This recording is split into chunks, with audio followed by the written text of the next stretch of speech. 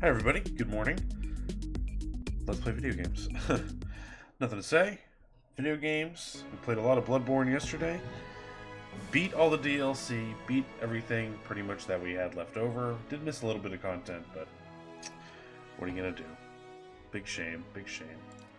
But hey, we're making good progress in this game as well. Pillars of Eternity. Oh, we beat that DLC as well, so that's fun. But lots of main game left, but we're making okay progress. Since I'm a little baby and I didn't level scale to this new zone,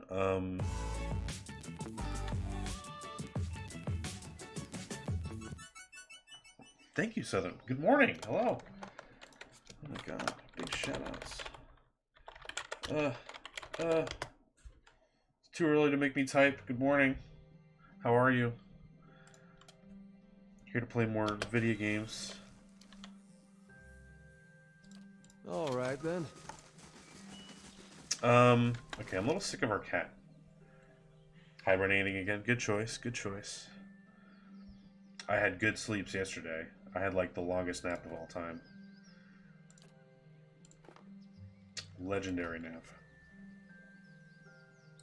What are these? Damage reduction. That's nice. Grants wild sprint. Better move speed. Defense when disengaging. Okay, that's kind of a thing, I guess. That into storage doesn't help me that much.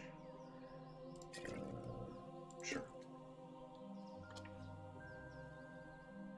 Yeah, I just woke up, more or less. I've been up since like 5, I guess. So I guess I didn't just wake up. I'm a sleepy guy. That's pretty good. What do you have? Man, she needs all the defense she can get, honestly. She largely gets her ass handed to her. It's not a good time.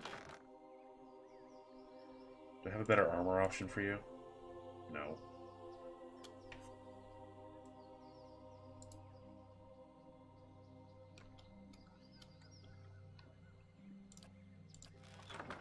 That was her gear.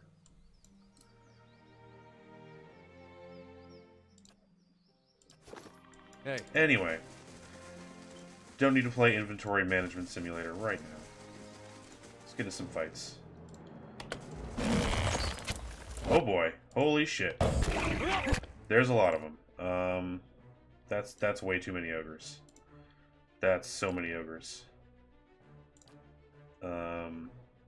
Shit.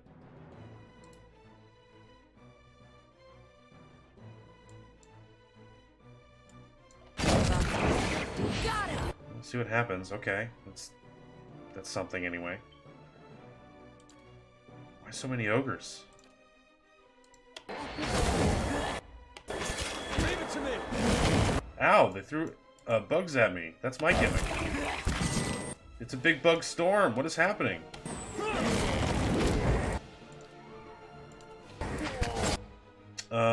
This is the worst thing that could ever happen. Hey, Dare, you need life. Hey. There we go.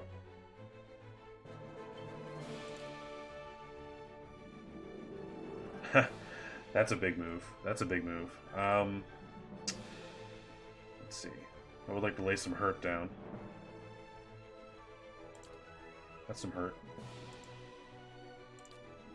You as well. Hey.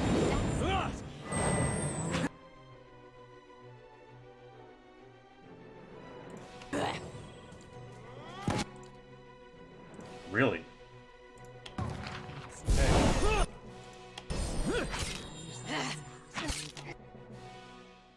Why are we so dope? Why is Grieving Mother so dope all of a sudden? Is it because I put that focus thing on her? I can't believe it's that powerful. It's ridiculous. Hey.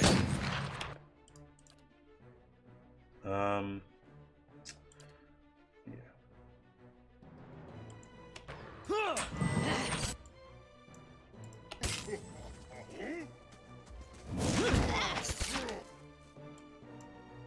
Okay, we still got lots of guys to kill.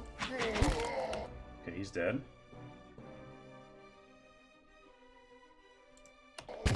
Hey.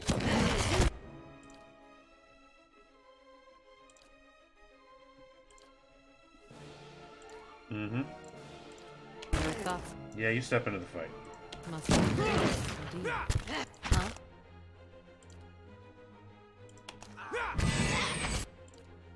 Huh? We can do better than that. No. Hey. Hmm.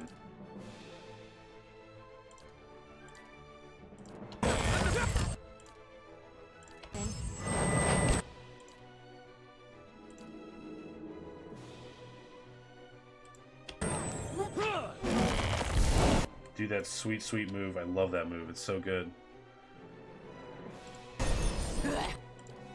Ravius went down, sadly. Look at him twitch. Look at him twitch.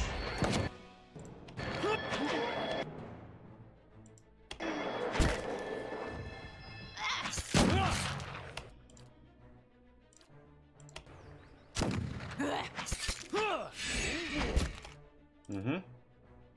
Man, she reloads her focus so quick now. Varathus!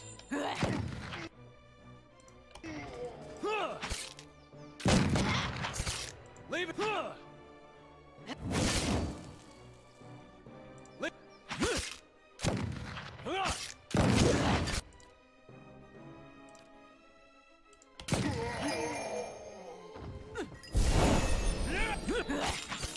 Too easy.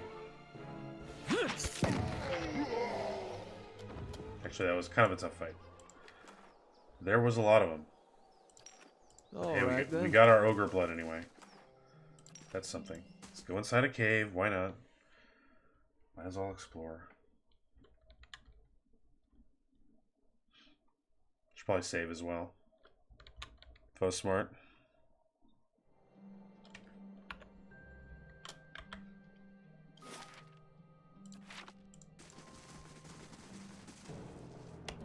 You're not getting... Bears. Big ogre.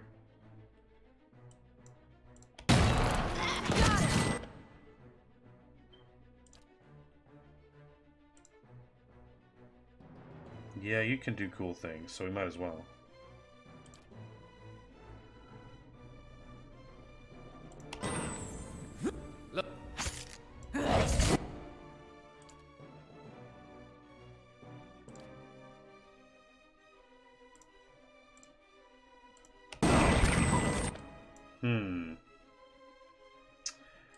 Christ almighty.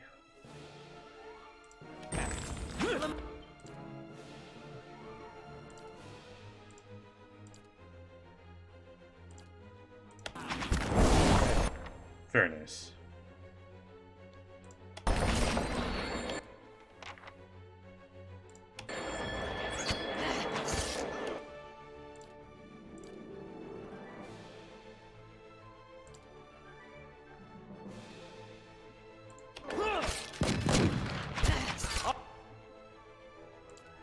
Damn, dude, she is a badass now. Othic Worthen Rock!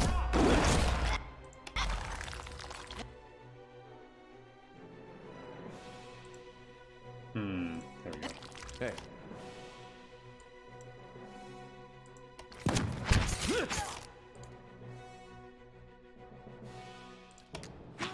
Hey. You can frighten ogres.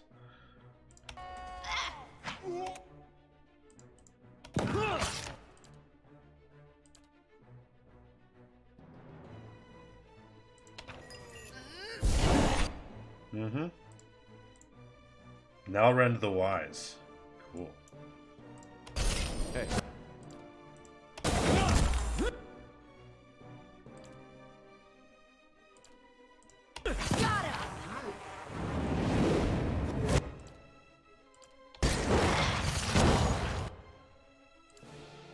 You are doing that spell, yeah? Okay. Now you beat up the druid. Hey. Blood make.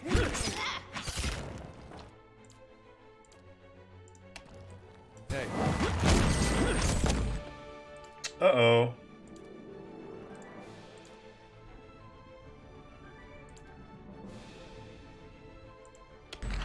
Hey.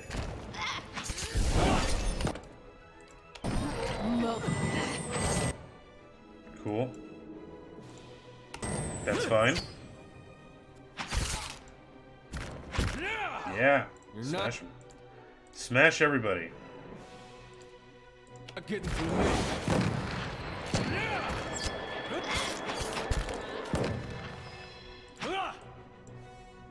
You're not getting through.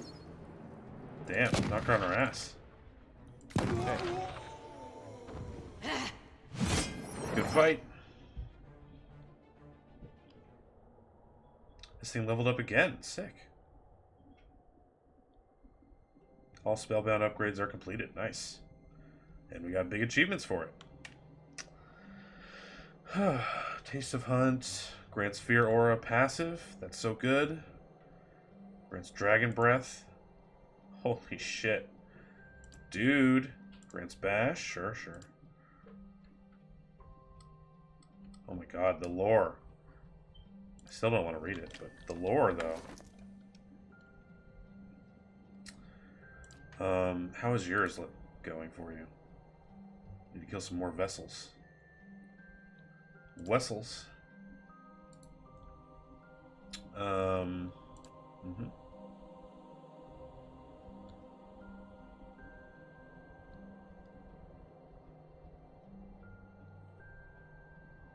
That's nothing. Let's get these on you. Yep, damage reduction is good.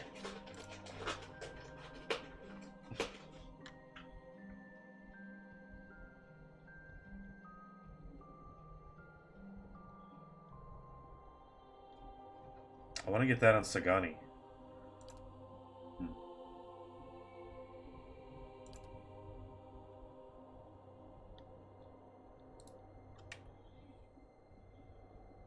I could bind this to Maneha as well, but I don't want to.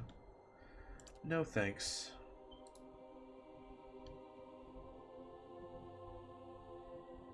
Man, Adair is such a beast these days. What a boss. Hey.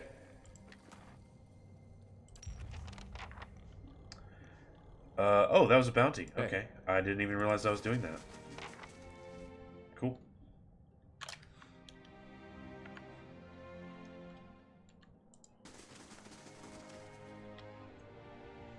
Hey, Zeb. Yeah, I know. Even earlier, right?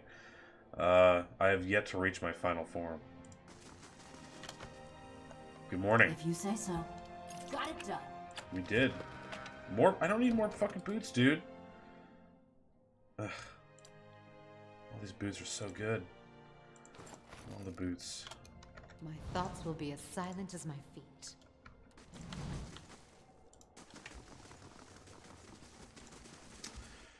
It's because I'm obsessed with making progress in video games. It's ridiculous. I need to finish more games. Oh, the melatonin didn't work? Yeah, I did see that post. Oh, I'm sorry, man. I'm sorry that went down. Hey. Or didn't go down, rather. Sleep can be hard to come by. What is that thing? Oh, it's a deer. I don't really get deer. They're just sort of passive. Well, that's awfully D&D right there. That's the most fantasy thing I've seen yet. Die! We're not really in a good position to fight this shit.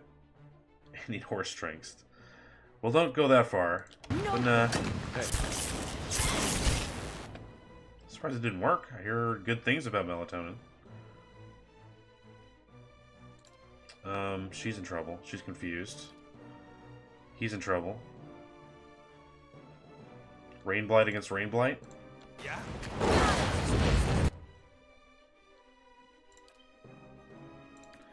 I guess I will rest soon. Alright, Adair, what you working on?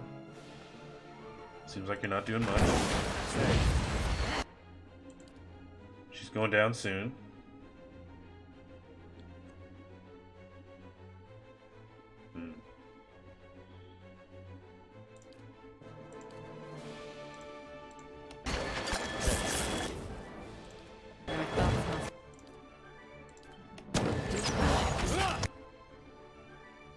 Something exploded. That's dead.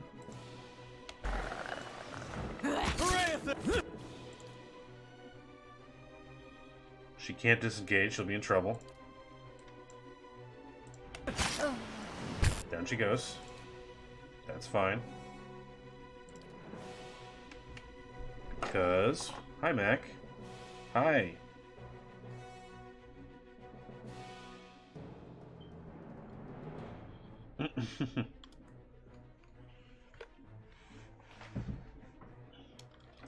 Good kitty.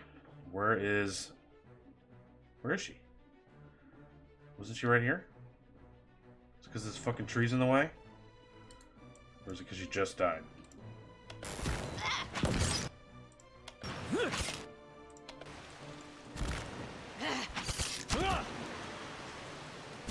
Yeah, she did. She wiped the dust off.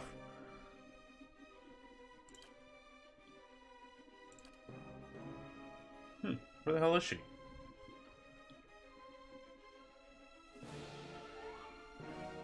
Weird. Will it work if I do this one?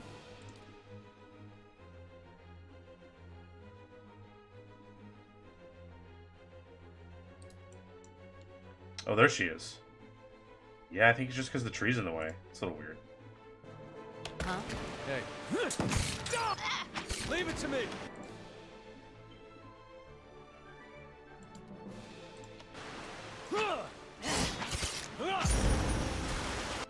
Crushed. That's it!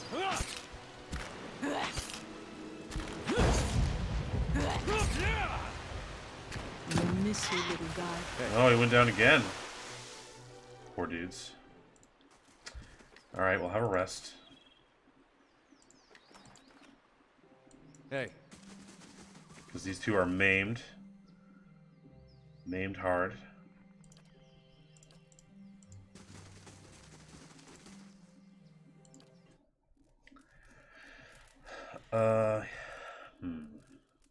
Did it say I was out of campsites? No, I'm good. Okay. Whatever.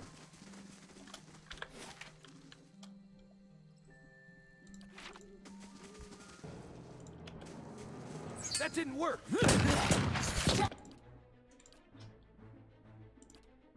Like Mama taught me.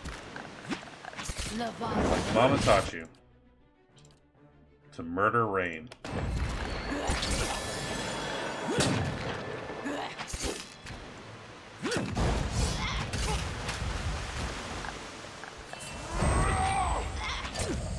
Yay, I can frighten Rain. That's great. Good game. These things are healing up, it seems. Maybe not. You're not getting through me. Yeah, it's always been a 6.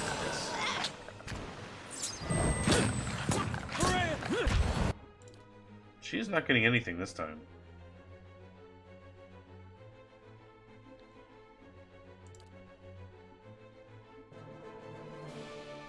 What does that do? Produces a psychic howl in the targeted area, stunning the target, as well as dealing raw damage to all enemies within. Just says enemies. Okay. Hey.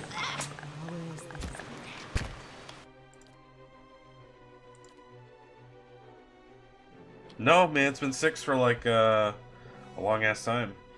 And I have like 6 more guys I could choose from for my shitty party. But I kind of fell in love with this group during the DLC, so yeah, we'll keep going with it. Hey. Adair is having a tough time. He needs my help.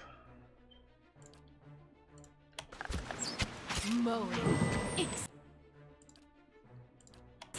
Anna. Paralyzed again.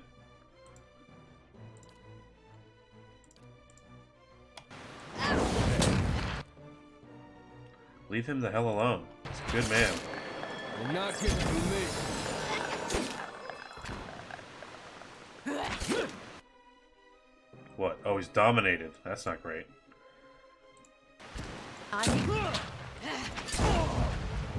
What the fuck? Did another one show up? Did. Jesus Christ.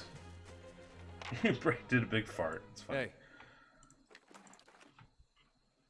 Happens to me all the time. You saw me get lost in Bloodborne. of course.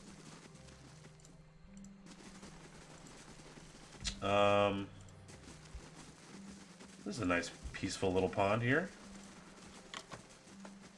On the hunt.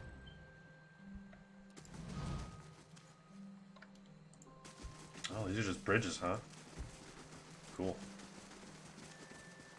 What is your deal? Hi. You're super naked.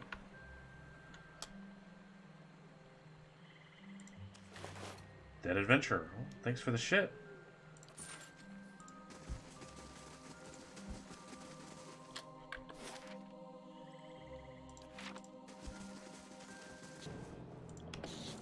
Hey. Leave. Very nice. Leave it to me. Hey.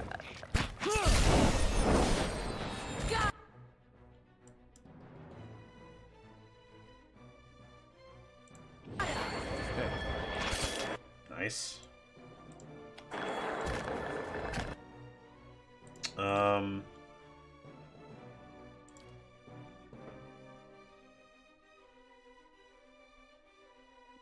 do I keep you? Need something? Oh, I just used an earth move on earth blights. That was a stupid thing. Motherfucker.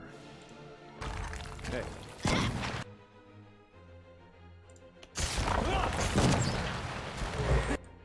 Kill them all. Hooray!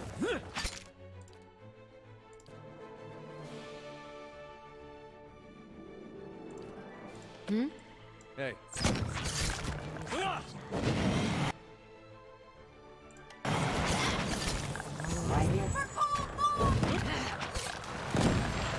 Your thoughts, my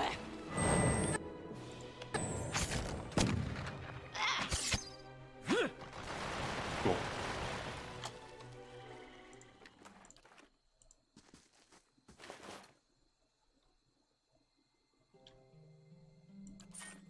Hey. That was very nice. Thank you for the supplies.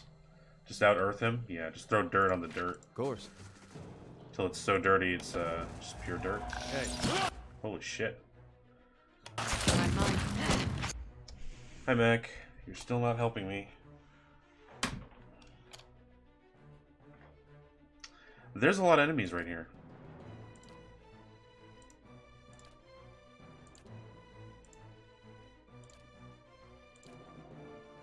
I don't think bugs will work against this shit, but fuck it. Yeah. Hey. Oh yeah! And they all fell down.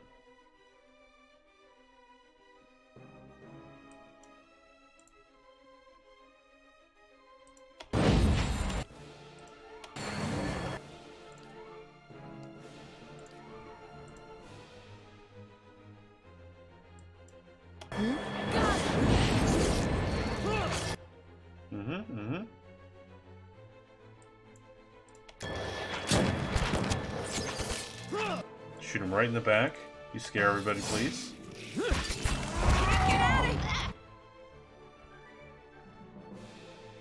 The beetles are after me. Not the musicians.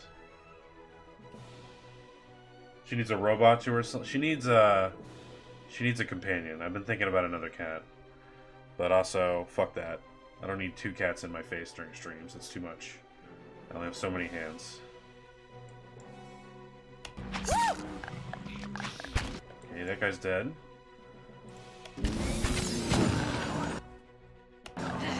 Just like Mama taught me. Mm-hmm.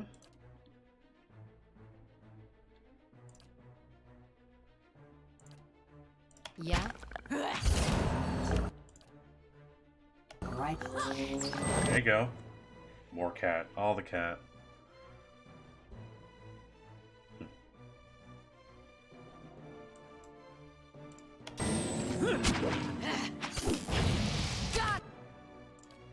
I love this move. You're the best GM. You're so good at your job. There we go. You're dead. Leave it. I love that laugh. It's so good. Oh no, she's gonna go down though. I'm going. Yeah, you need to get the fuck out of here. Okay. That's a nice little trick.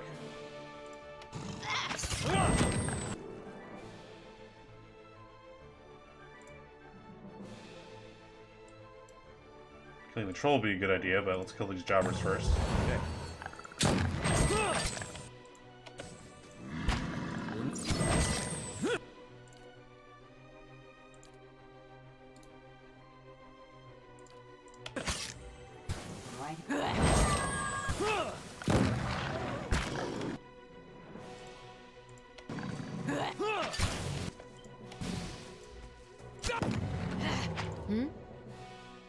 Great. Hey. That was a long fight.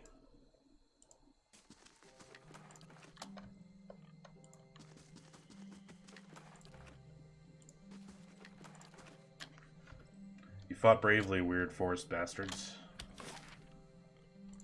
All right then.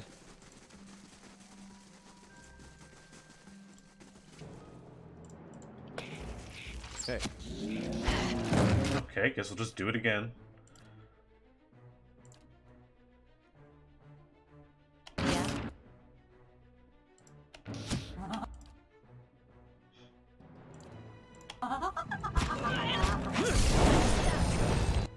Cool. Hey. Leave it to me. Hey. My mind feels sharp as steel. Yeah.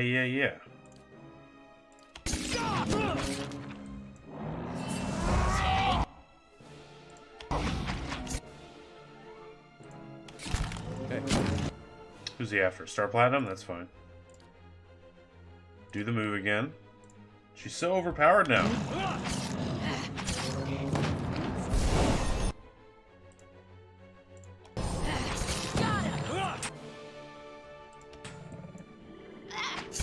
Varanthus! Leave it to me. You're not. Varanthus! Steadfast leveled up. Immunity to frightened. Nice. That's pretty good. Kill 20 enemies melee. Kill 20 enemies melee enemies. That's a little weird. With Steadfast to unlock next level, or kill 100 enemies with Steadfast. That'll take a long time. Cool.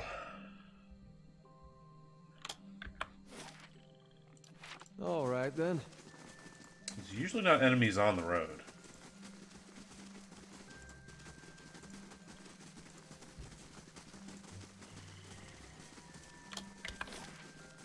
Okay.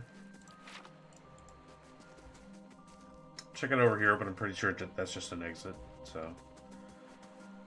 We'll try the other corner in a sec.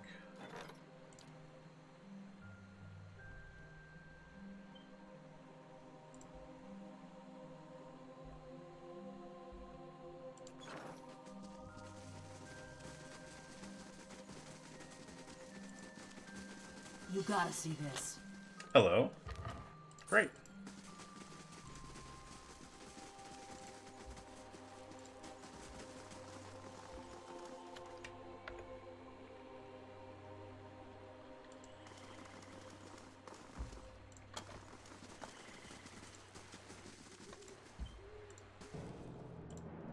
Stelgar.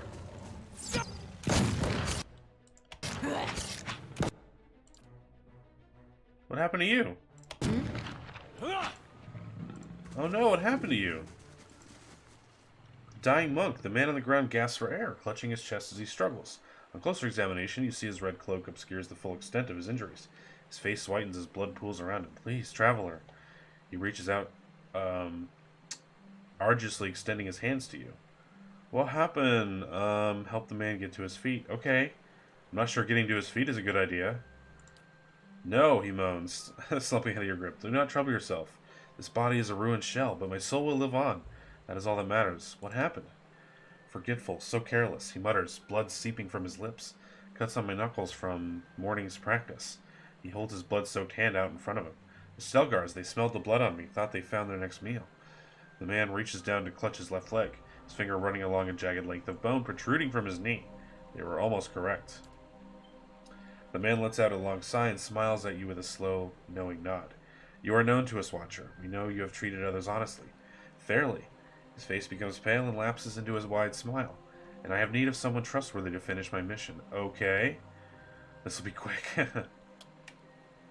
I'm not gonna lie, your wounds look too severe to be helped. Allow me to tend to your wounds, or at least ease the pain. Yeah, be still, dude. As you move close to help, the monk places his hand on yours and gently rebuffs your effort with his remaining strength. Your intentions are kind, but I must embrace my suffering and ready my soul for its next journey. This must be delivered to my order. The monk weakly grasps for his satchel, drawing from its messenger's scroll case. Take it, he rasps, waving the missive at you. It needs to be carried to the celestial sapling. Give this to my brothers, they will reward you. Cool. Don't open it, he cries out, his voice cracking. The contents are for my brothers only. If the seal is broken, they will blah. Blood erupts from the man's mouth, streams of red oozing down his neck. His head slumps backwards and his body goes still. Open the scroll case. That's amazing. I kind of want to. Oh no, I'm out of decks. I don't have the right decks. Examine that shit. The scroll case is crafted of darkly stained oak in the likeness of a thin tower along its length. 5 wax seals adorn the case, each with its own symbol. A small flame, an open palm, a crescent moon, a shining sun, and a balanced scale. The seals would more likely break if you were to try and open the case. I guess I'll stow it away. Place the scroll case in your pack and venture onward. Yarg! We got your money.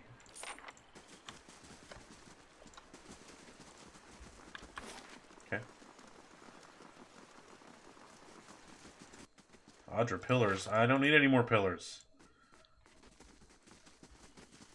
Got all the pillars I can handle, yo.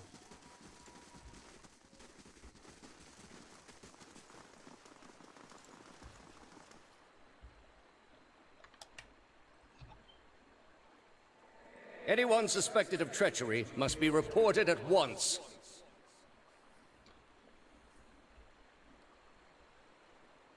Okay. Good. You have You have heard of the recent defections from our order caused by this apostate in Kratom. An answer floats on the surface of your consciousness, remembered from ages ago. Yes, I have. This is a dangerous woman whose lies spread like plague. She inspires chaos, sows conflict. Because of these unusual circumstances, I am speaking to all our initiates personally to ensure there is no more dissension. You mean because she was one of us? Who she was no longer matters. If her following continues to grow, there will be war, and all our work will be undone. You were recruited from Kratom, were you not? You must have known this heretic woman, Yavara. At hearing the name, a flood of memories pours into your mind. I don't know. I don't know any of this. What is happening? I was in love with her. She and I were friends. We may have met a few times. She's my sister. She was my mentor. I don't know. I guess I get to weave the story here, it seems. I'm gonna go with she's my sister. This is deeply troubling. She cannot be your sister. Not anymore. For the love of the gods, you must destroy all feelings you have for her. I understand. What I ask is no simple thing. But this is the only way I can keep your soul safe. I am trusting you to remain loyal to the gods in this. If you do not, you will have greater powers than me to answer to. But you will answer to me as well. I understand, Your Eminence. Okay. Boar.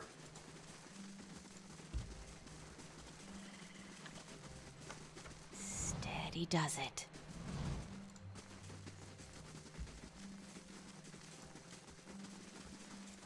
Alright, let's go. So, I guess we get to go to Hearthsong. A new town. We did it. Hooray.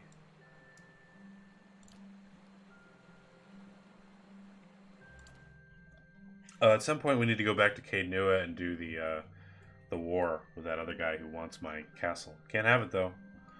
It's my castle. I murdered lots of zombies for that castle. I'm not giving it up.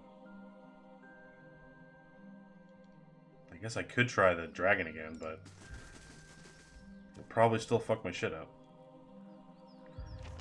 Estremor still. What does that mean? Tread carefully, Estremor. The warrior saunters over, a sneer of suspicion visible beneath streaks of paint. He glances at your gear before favoring you with a long look. Another fugitive from the burning city, kinda. The 6 tribes of Erglanfath welcome you to Twin Elms. Before you lies the Hearthsong district. You are free to explore it, but do not let your feet stray into the other districts. Those are forbidden through Esther Morwen. Tell me about Twin Elms. The city is sacred to all Glanfathans, as it is the place where our ancestors first encountered the Builders.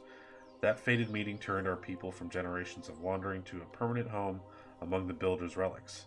When the Builders commanded us to settle here, they allowed us the unique privilege to live among their structures here. It is the only place in Erglanfath where it is permitted.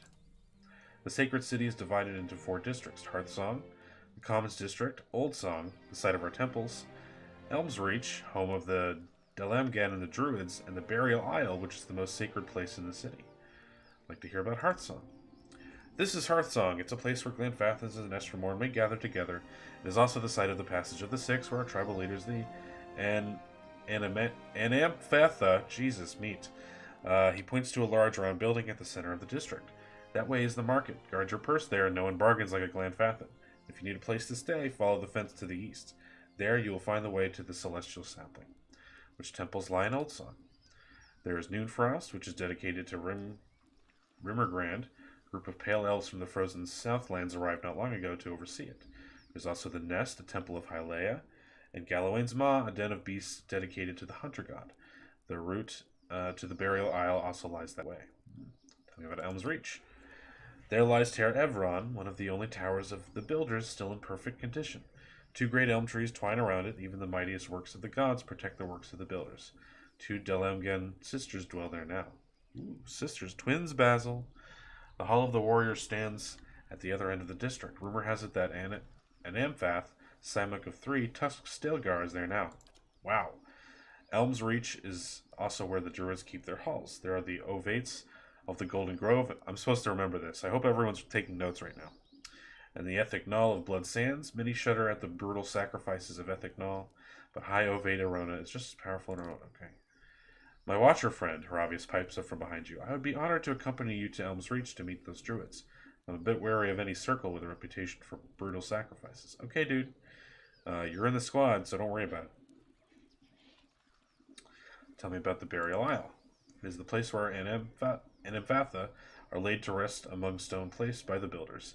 They say the souls of some of the Anamphatha, stop with that word, please, linger there still.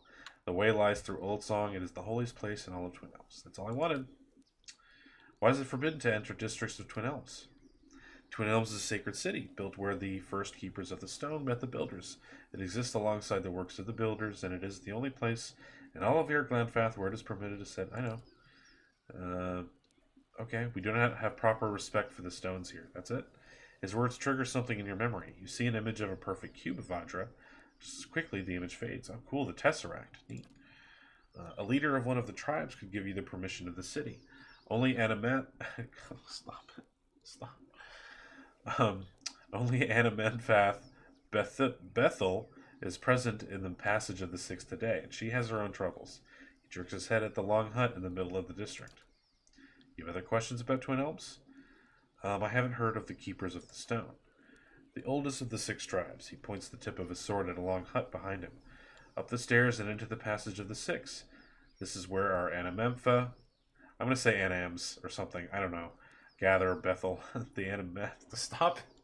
I don't know how to say that word. The guiding compass can tell you more.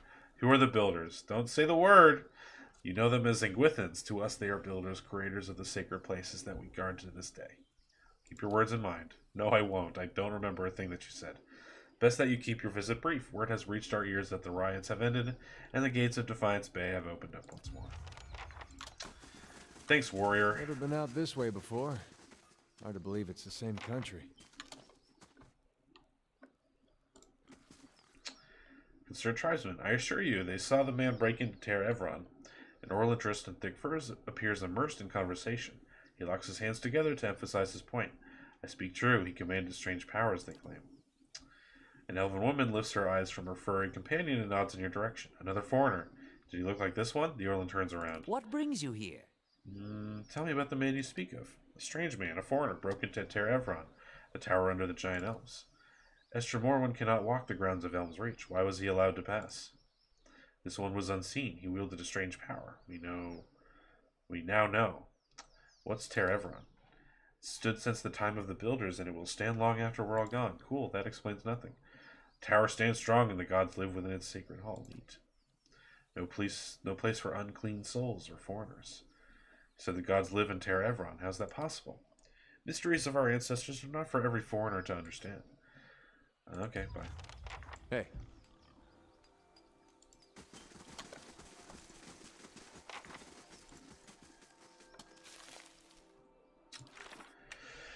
Huh. Cool. Just real quick, I want to take stock of my quests here.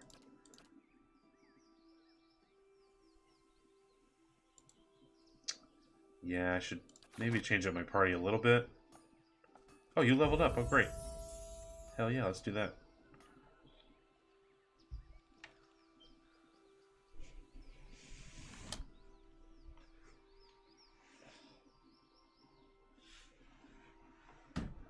No.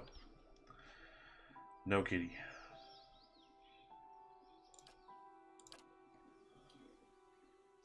Spell mastery. Sweet.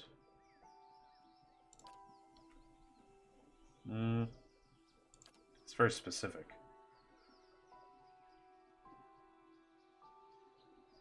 Hell yeah, let's do that one.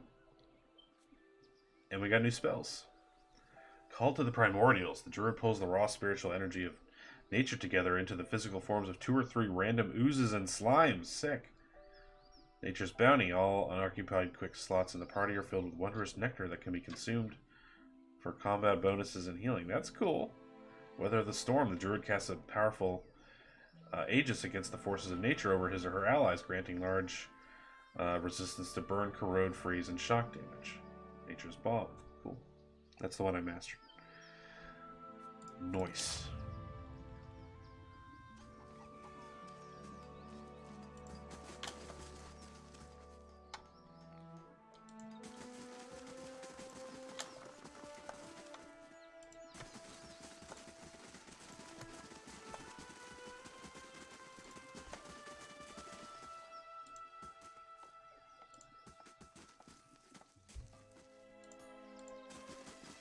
I'm not going to jump in there right away.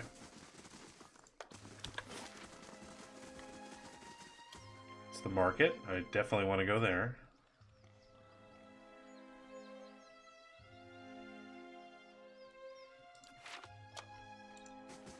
I guess I won't go to the other districts right now. Seems they would hate that.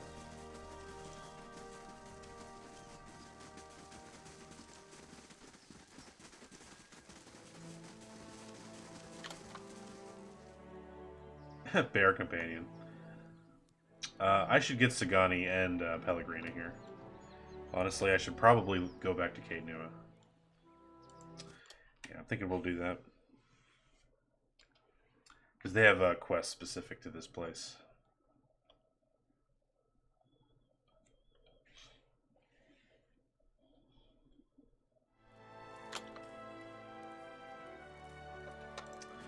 More souls I can read. I don't really see the point of it, though. You see a child, a heavy chain running from her wrist to the wall, scrubbing at a kitchen tile with deliberate slowness. The stain is dark and heavy, but she scrubs for hours, failing to notice the passage of time, failing to greet the moon as it rises. Her small face is hard and dry as she scrubs. When she is done, the kitchen is raw and fresh, ready for a new day. But she is not done yet. Trembling, she approaches the body in the corner. The whites of her eyes grow ever larger as she reaches into a pocket, grasping for freedom and finding it in the form of a key. She does not notice the blood smeared on her blouse or the stares of the townspeople as she runs towards the shoreline and the docks in the distance.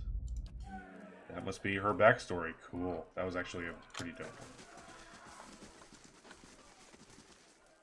one. Let's talk to you, Hail, Allari. Estramor. Welcome, foreigner. Welcome.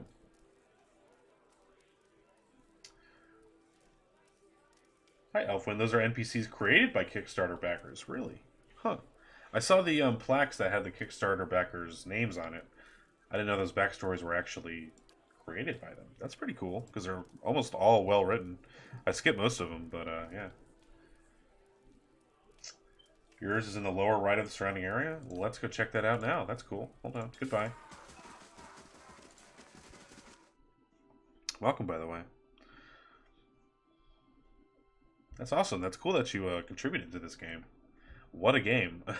What a result. Much satisfaction must be had.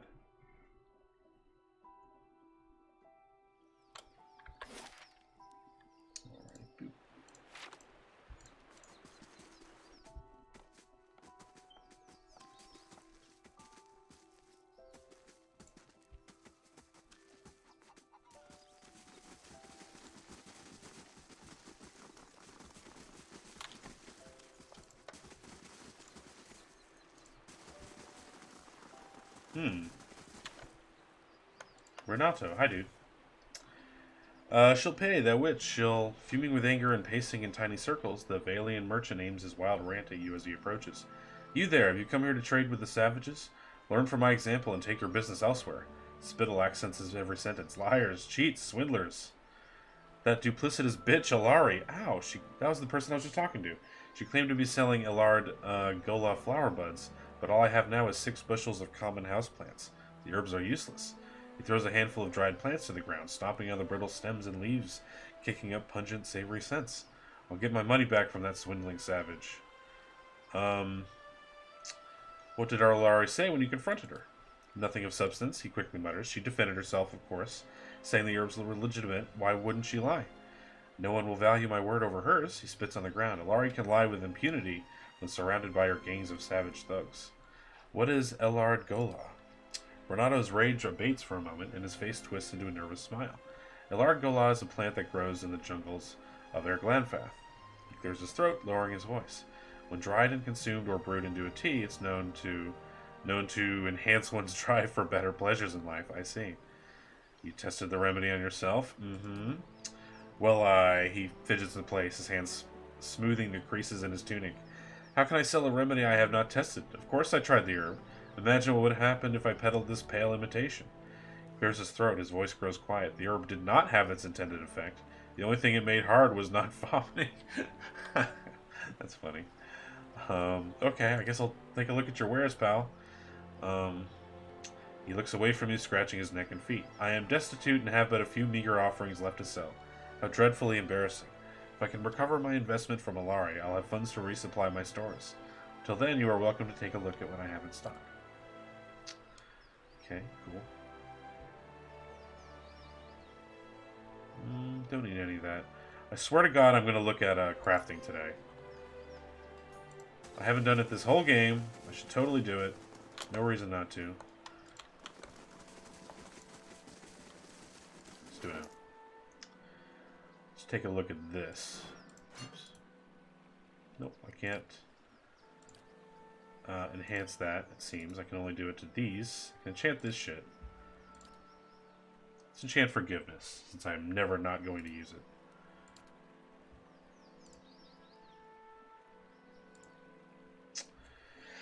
it. 15 attack speed. It's so good. That's really good.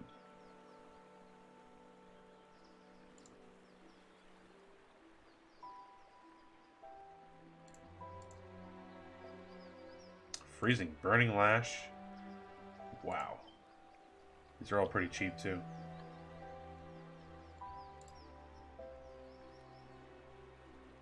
Shock damage. So if I add freeze damage, will that, like, be a problem if I use it against freeze enemies? Like, will it heal them? It's not like I use other weapons with anybody. Sucks I can't use corrode.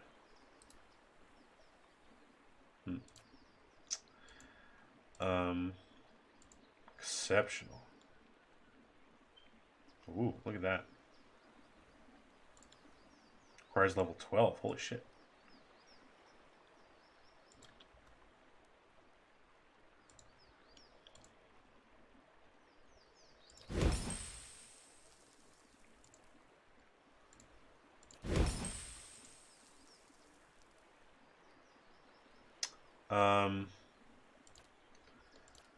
Hold on. She does really good damage with this. I have no idea why.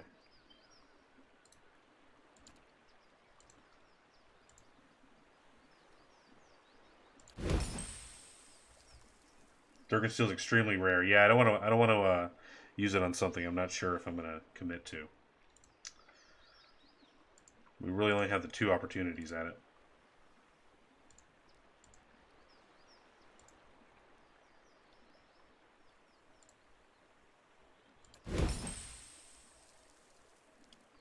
And I'll look into this later. We'll see. Now, can I do more than one? Looks like I need to have these Barath's Bell in all cases. So I'll only have a few opportunities at it. It's a lot of good choices. I do fight a lot of Kith. Yes, I do.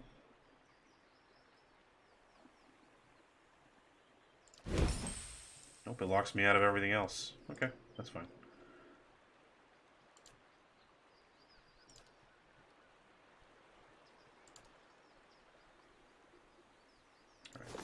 Hey. Cool, we did it. We did it once.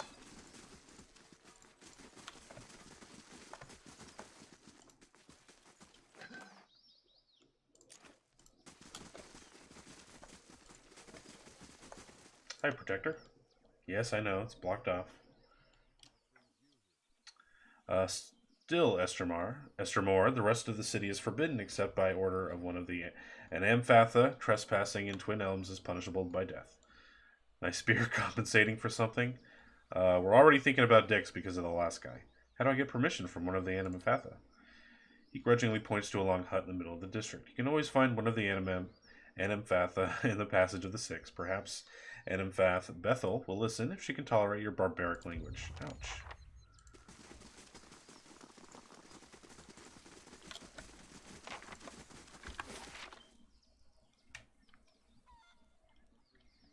Yes, I know.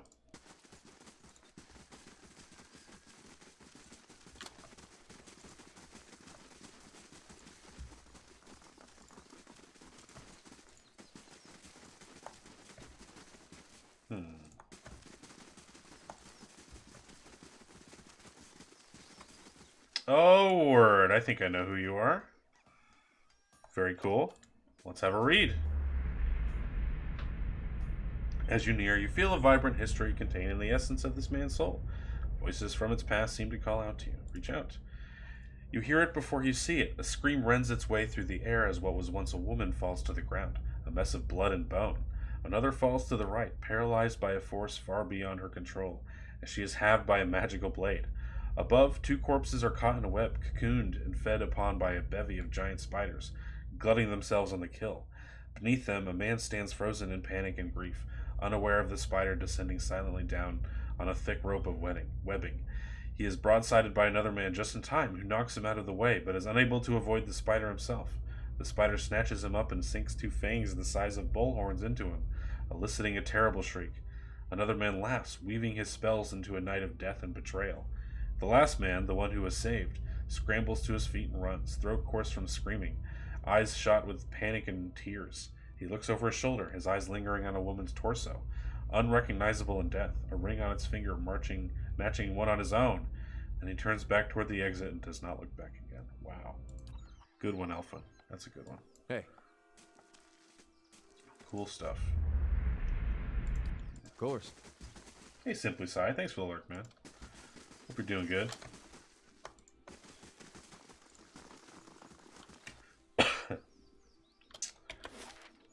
Let's go back to the market.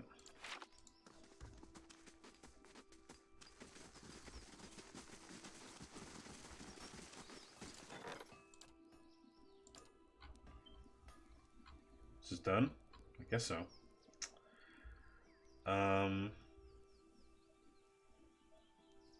Sure, it only takes a day, whatever. Let's get an easy one.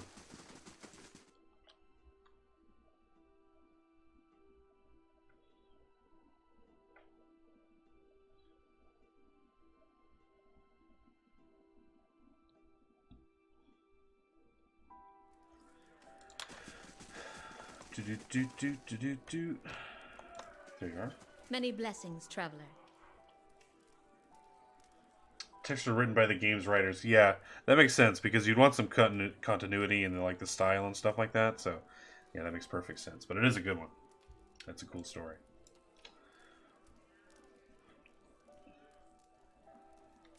What do you have for sale? Of course, let's go. Okay, that's all we can talk about.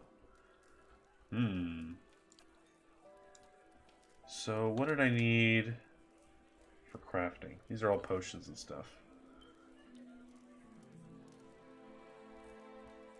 Can make mad drugs.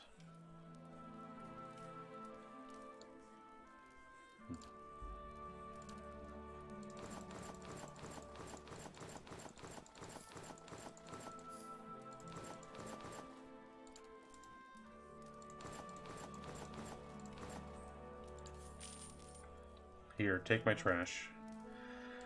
Take it all. Estremor. Can't talk to her about the boner pills. Hey. Mazden. Estremor. Some food for you travelers? Tell me about your trade. I don't really need food, but okay. Life is simple, makes a poor tale. I tend the gardens and my herd.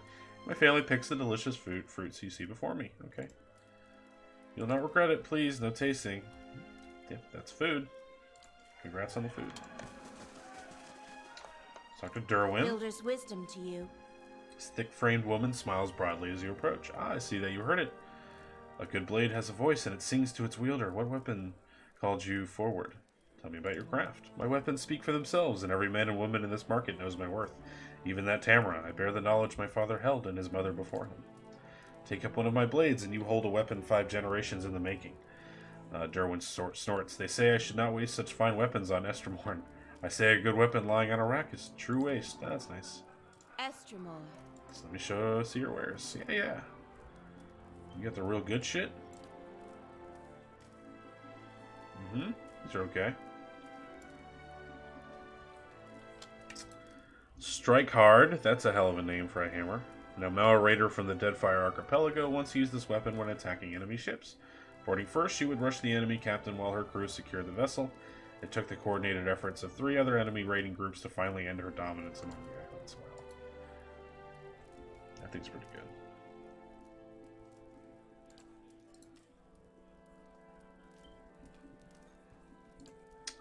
Can't think of who I'd give it to, though. I have weapons I don't use myself.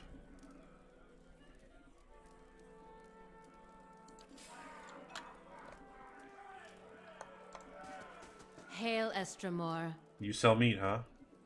I hold here the best hides in Air Glenfath. Hides so thick and the Stelgar cannot claw through. Boots so supple they will smother the sound of your smiths. Okay, sure. Yeah. Bear on my skin, I sell hides. Show me your shit. You got some okay stuff. I don't really need exceptional gear. I have plenty of that. I should sell you some.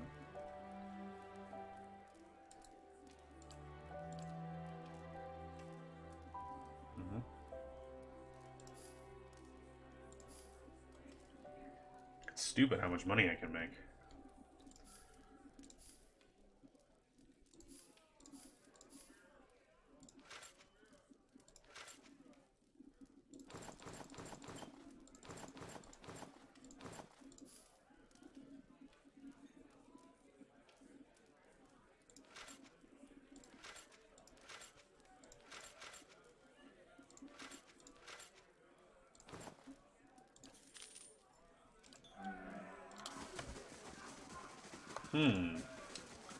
Again, curious I couldn't explore that further. What do you have, Raina? Many blessings, traveler.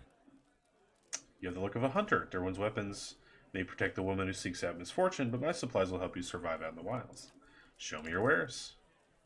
Guns. Big mace. I do like guns. Big guns.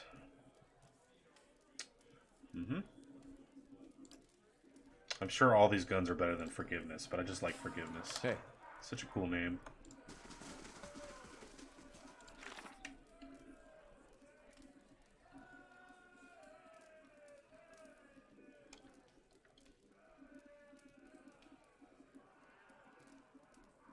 Okay.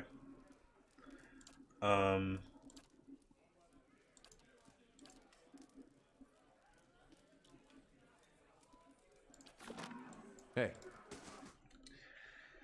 Yeah, we need to go get our party members. We need to get the important ones. But I don't know who I'm going to give up. I guess DOC would have to go.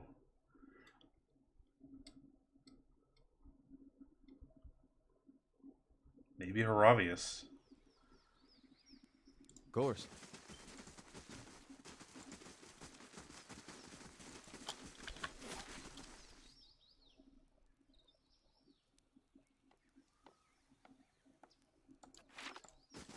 Yeah. I want to do Pellegrina side quests. And I think Sagani has something to do with this place as well.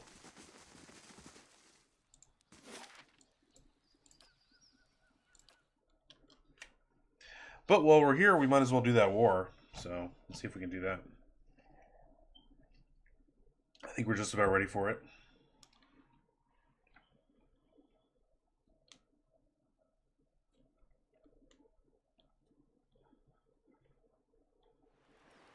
The stones and the spirits in this place have begun to heal.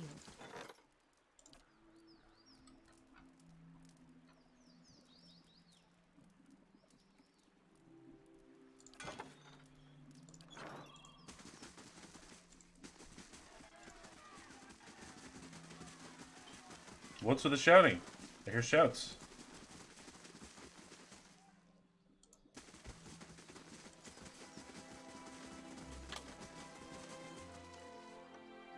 Okay.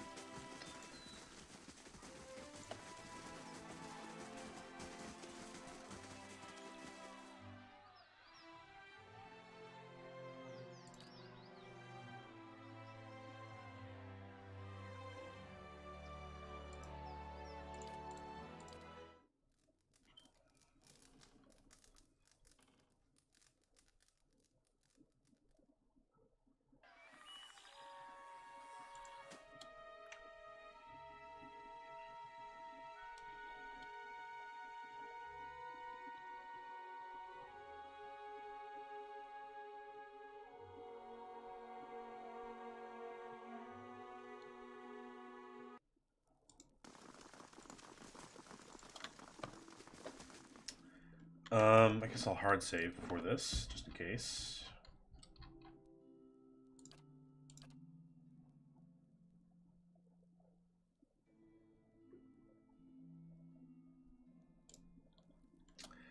It's time, Marshal. Assemble the army and march to Yenwood. Let's talk about my army real quick. What special allies do I have? It's of the Crucible, cool. Several Crag Ogres from the Flames that Whisper. Oh, great. And Pathfinders. Ah, sweet. That's awesome. What's the status of my regular troops? Good as it can be, given the circumstances. Their willingness to spend coin, we should attract some veteran warriors as well. They'll be useful for their experience and will help with morale if the situation becomes dire. Very nice. That's all for now. Very well. Let's go have a fight. Morale is high and the troops are eager to follow you to glory. Are you certain you wish to march? Let's fucking do it. As you command, I'll march the army to Yenwood Field. Will you be accompanying us? Yeah, let's go.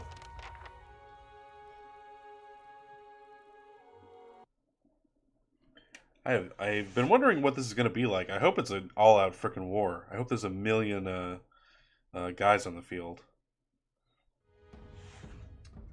This is not what I was hoping for. As you crest a small hill overlooking Yenwood Field, Lord Gathman's army is a flurry of activity, scurrying to and fro. Even from this distance, you can hear the drums of war beating their steady cadence designed to intimidate their foes while organizing the rank and file into battle formations. Marshal Forwin approaches. You've arrived just in time. Lord Gathman's forces are beginning to move, and attack is imminent. Inspect your forces. Local militia constitutes the majority of the army, but veteran soldiers have organized the ranks and walk among the young, unseasoned warriors offering advice or the occasional joke. They cheer, striking sword to shield as you pass, in thunderous approval of their lord. Among the troops, a small group of warriors shine brighter than the others. Crucible knights, standing tall in gleaming plate armor, and armed with spear and shield, they stand at attention, spear centered as you pass. You pass a group of crag ogres working themselves into a frenzy. They carve jagged wounds across each other's chests and back, their war cries echoing. There's a big ass spider on my wall right now. Echoing throughout the camp. Your troops give them a wide berth. A squad of Raid Saren Pathfinders make ready for the upcoming battle. War bows are strung and quivers are filled as you pass. One of the archers spots you and whistles silently. Each of them places a closed fist over heart and salute. You know what Gathman's planning? Probably just a fucking full-on assault, right? His ultimate objective is to face you in battle and to be seen defeating you. I doubt he is foolish enough to challenge you to single combat, of course. Sound the horn, Marshal Forwin. It's time to finish this. Begins barking orders and your troops quickly form up. Gathman's army follows suit as Aedaran war drums echo across the field. Within a few moments, the marshal raises a brass horn and the visage of a mighty boar to his lips. He looks at you expectantly. Oh, cool. Raise your weapon above your head and scream at the top of your lungs. I'm inclined to do that one, because that's cool. Tonight the Ravens will feast on our enemies while we drink, fucking revel in glorious victory. That's also a pretty solid choice. Send these Aedaran dogs to Barath. For Caed Nua. I'm just going to go ahead and nod. That's cool, too. They're all cool. They're all very cool. I like the Aragorn... for Frodo nod. That's a good one. I'm going to do raise your weapon above your head and scream at the top of your lungs. Your troops bellow across the field, pounding weapon to shield as the marshal's horn sounds. Dozens of bowstrings twang in unison behind you as your archers unleash a hail of arrows at Gathman's army. The missiles hiss through the air with deadly accuracy, felling scores of enemies. In a bold move, Gathman points his sword towards your position, giving an unheard order. His infantry, shields raised, charge in the field. Your infantry charges headlong into the enemy infantry in the center of the field. The cacophonous sound of metal on metal is nearly deafening as the two forces collide. The fighting is fierce and the screams of the dying numerous. Led by veteran warriors rallied to your cause, the troops fight valiantly and appear to be holding their ground. The battle thus far appears to be a stalemate. A group of Aedaran battle mages emerge from behind the enemy lines. They begin weaving their hands in unison with practiced precision. Suddenly, waves of arcane fire erupt among your troops. The acrid smell of smoke and burning flesh is nearly overwhelming. That's bad. From the left flank, a unit of Rauatai berserkers, clad in plate armor and wielding greatswords, begins to collapse the left side of the line. The ground is thick with the dead as they press their advantage. Meanwhile, Bleak Walker paladins dressed in dark armor and carrying sword and shield stride back and forth behind Gathman's lines, rallying his warriors and exhorting them to fight harder. As the battle rages, Marshal Forwin looks to you for orders. Let's see. Everyone on me, charge. Get rid of the battle mages. Fuck yeah. What's your plan, Star Platinum? Yeah, get the Raid Saren Pathfinders to give him a few volleys. Arrows. Accurate arrow fire from the Raid Sarens disrupt and fells many of the battle mages, but arcane defenses thwart some of the arrows. Survivors retreat from the battle and move out of range, but not before hurling a volley of fireballs into your archers' ranks. The screams of the dying echo in your ears as the Raid Sarens are set afire. As the battle rages, Marshal Forwin looks to you for orders. Okay. Take out the berserkers. Ogres versus berserkers sounds like a cool fight. The Crag Ogres fearlessly charge the berserker enemies. The fighting is brutal as both Rauatai and Ogre warriors refuse to give ground, but the size and strength of the Ogre shock troops proves too much for the smaller Rauatai. When the smoke clears, not a single berserker is left standing. Nice. As the battle rages, Marshal Forwin looks to you for orders. The Bleak Walkers must die. Send the Crucible Knights. The sound of the Marshal Foreman's horn, the leader of the Crucible Knights, a justiciar with a long graying beard, issues a challenge to the bleak Walker captain. The steel-clad formations clash with brutal and battle furiously. Both heavily armored units fare well against the other. The Crucible Knights appear to have the upper hand.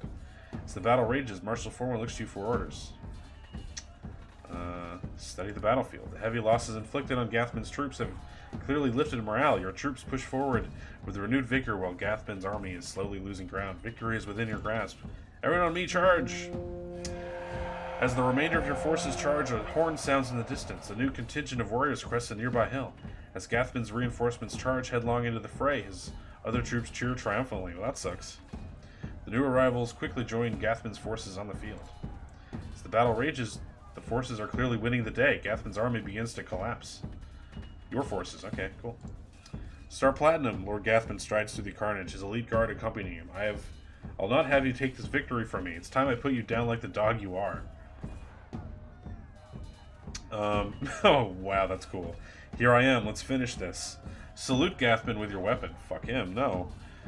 Point your weapon at him. Yeah, point at Gathman, then make a throat-slicing gesture. That's always cool. I'll just point my weapon at him. Whoa, look at this field. Okay. Wow. Oh, I did get what I want.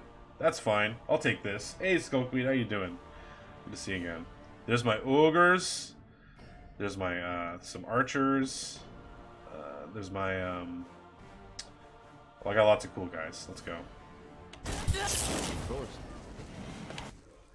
Let's see, where is... That's a battle mage. Okay, so after all of this... all of the Rawatai should be dead, so that makes sense. Okay. I guess this makes sense. So some of the battle mages are still around. Okay, that's fine. Very interesting stuff.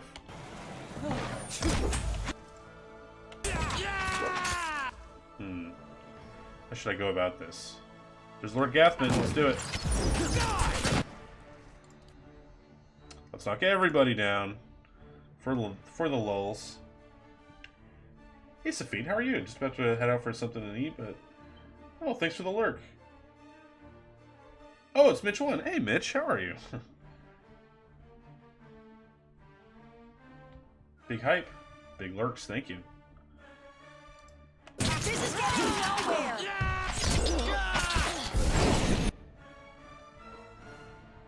That was fun.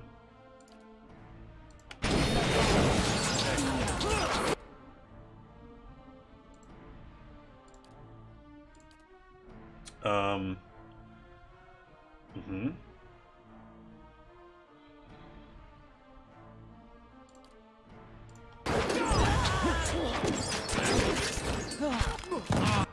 think we killed who we needed to kill.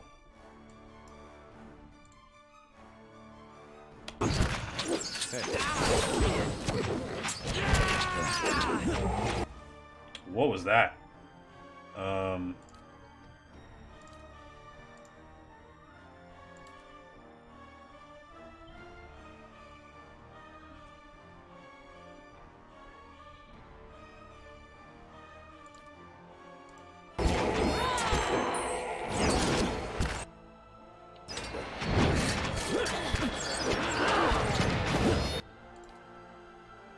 There's lots going on.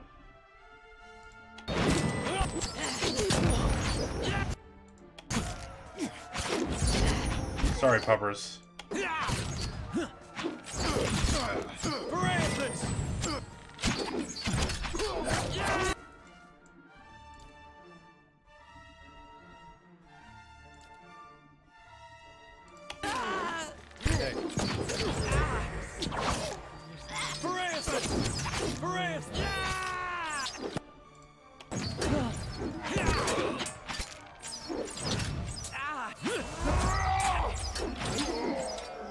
No, they killed one of my ogres. That's awful. Don't like that at all.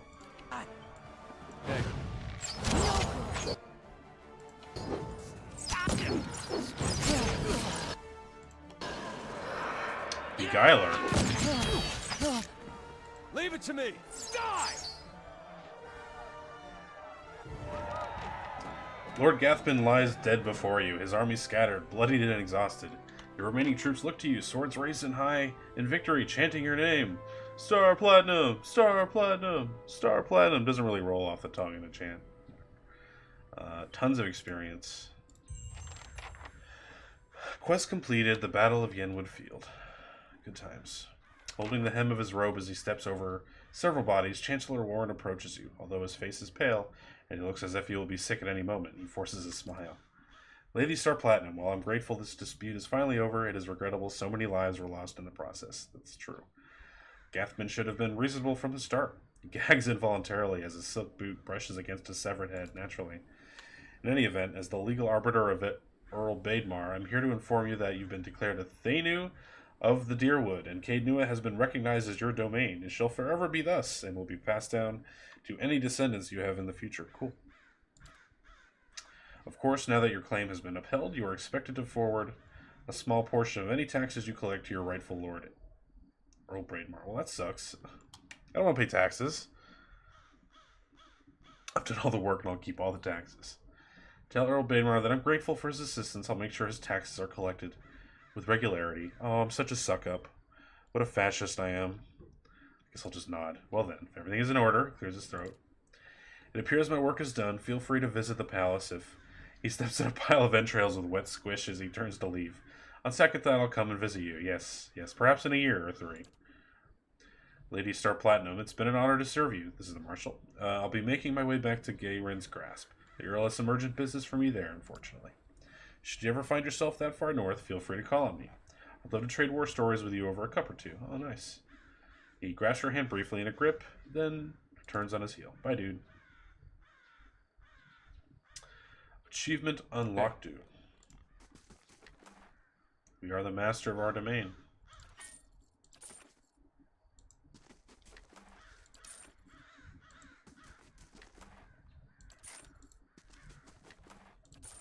Of course. We got a cool ring. Grants Lord's authority. Might, resolve. Immunity charmed and dominated. That's nice. Wait, was that passive? No. Cool.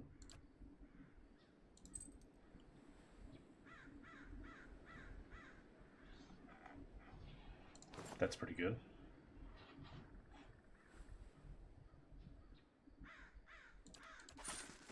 Hey. Of course. Yep, this place is pretty gross. Let's go ahead and leave. Hey. That's weird. Oh, that looked like a person for a minute. I'm losing it, clearly. Alright, that done. Yep.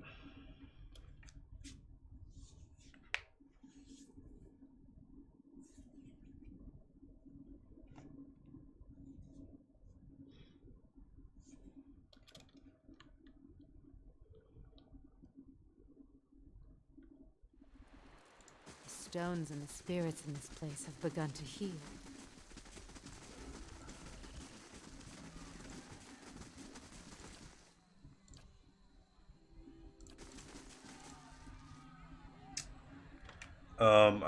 Nothing happened to me at all. Like, I barely took any damage.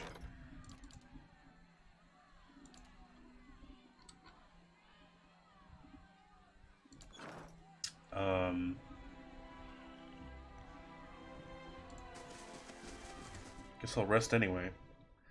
Kind of want to take another run at that dragon, but I still feel like he's going to pound my ass. I don't have a chance.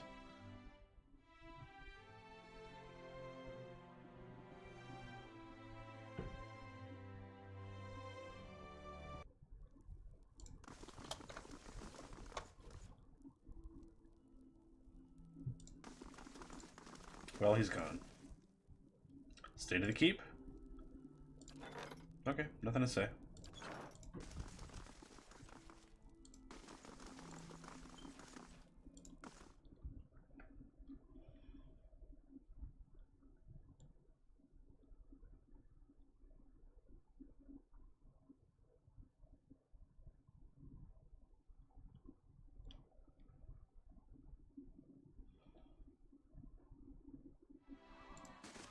stones and the spirits in this place have begun to heal.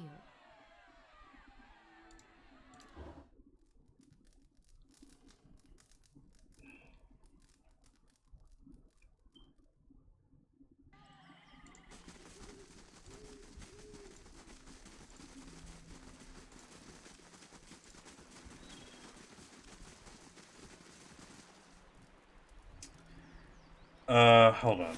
Let's make sure I have taken the right things off of my party. You can keep that. You can keep that. Okay, pretty happy with everything else. Let's take that off you. A million of those. A million of those. Sure. It's all fine.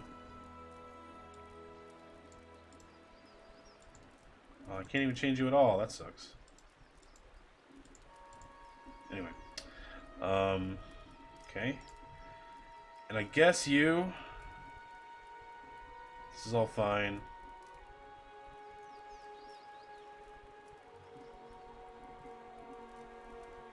Better Khan might be good to keep for a bit.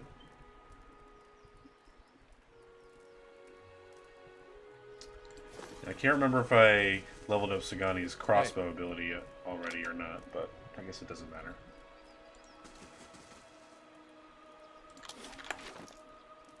Does he have anything on him that I want to keep?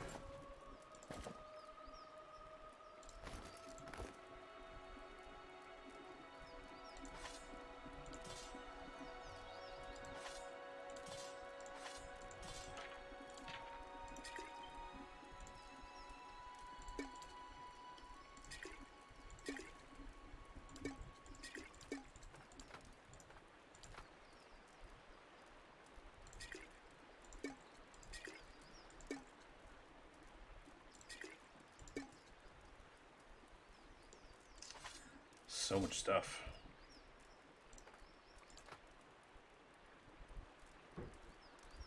It's fine.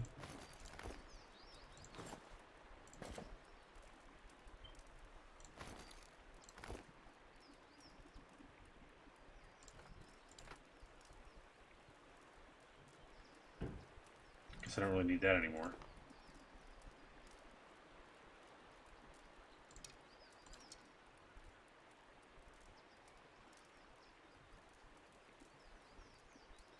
Okay. If you say so.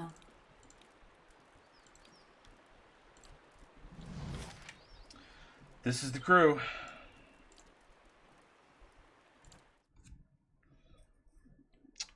I kind of miss Sagani. Pellegrina's fine. She looks cool, but her character hasn't really been developed all that much yet.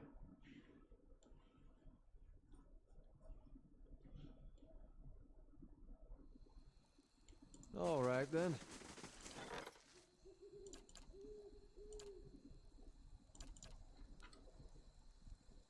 All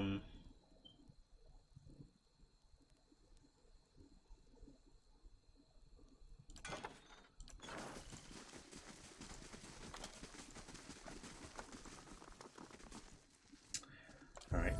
Time for huge level ups. It's been a long time.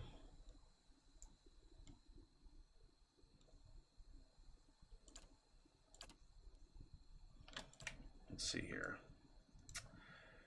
I have some special armor I can give to you, and I will. Deep Faith. Modifies Faith and Conviction. Cool. Passive. Sure. That's fine.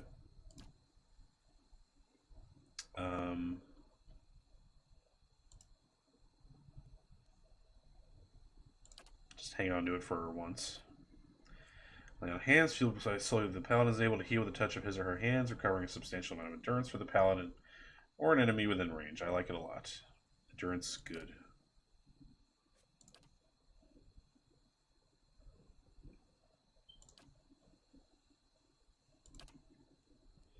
Greater lay on hands, sure.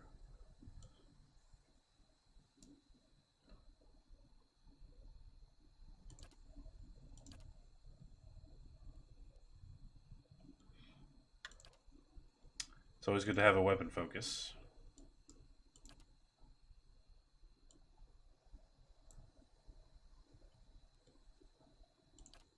But I won't.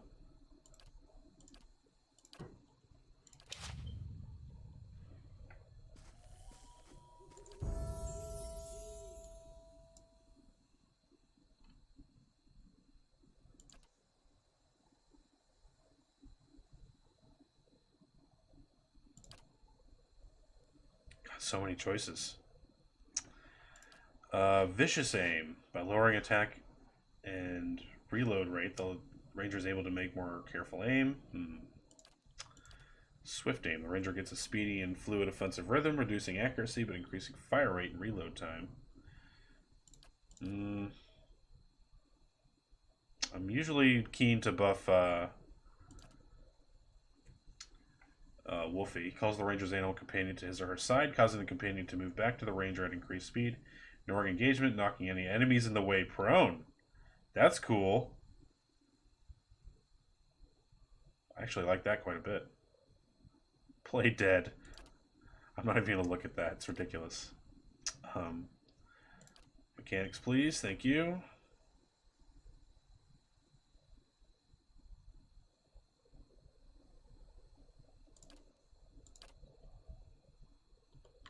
Let's see. Warbow. What's the difference between bow and warbow? Hunting bow. Hold on.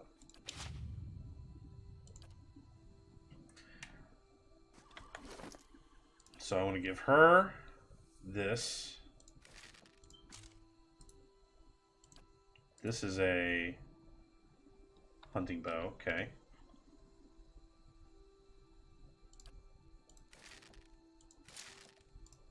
It's extremely cool looking. Bind that soul. Yes, I do. Cool beans.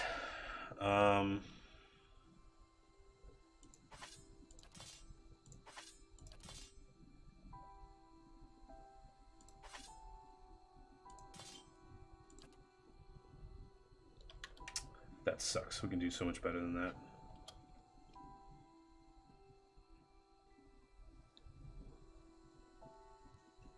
Not sure if she'd be better with a gun or not.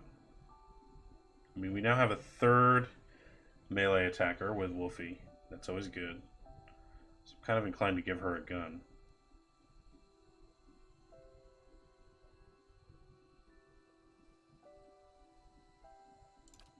I'm going to give you her armor.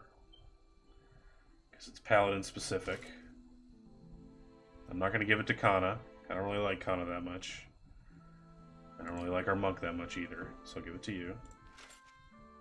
Oh no, she's naked! Oh no! No, I don't have my stream set to mature, I don't think. That looks awesome.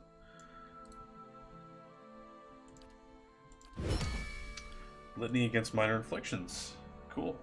One per rest. Immunity to blinded, hobbled, frightened, distracted, dazed, confused. Nice. Travel to Woodend Plains and defeat the Bleak Walkers?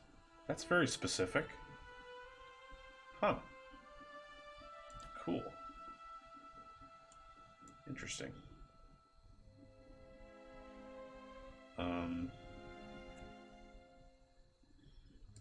That's a cool name.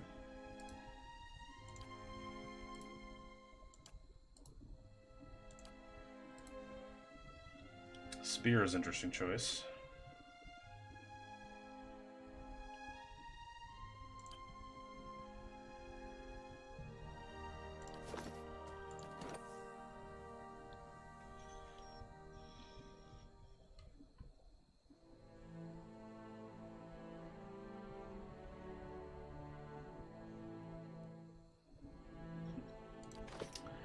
Okay. Hey.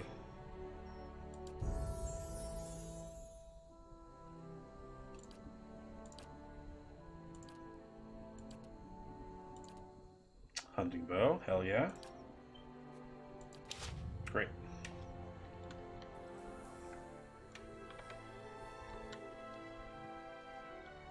Ah, that's right, you have a Modal for us.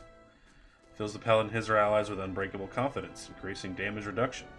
I forgot about all your gimmicks. You have some good gimmicks. Yeah. Hey. Let's go in here.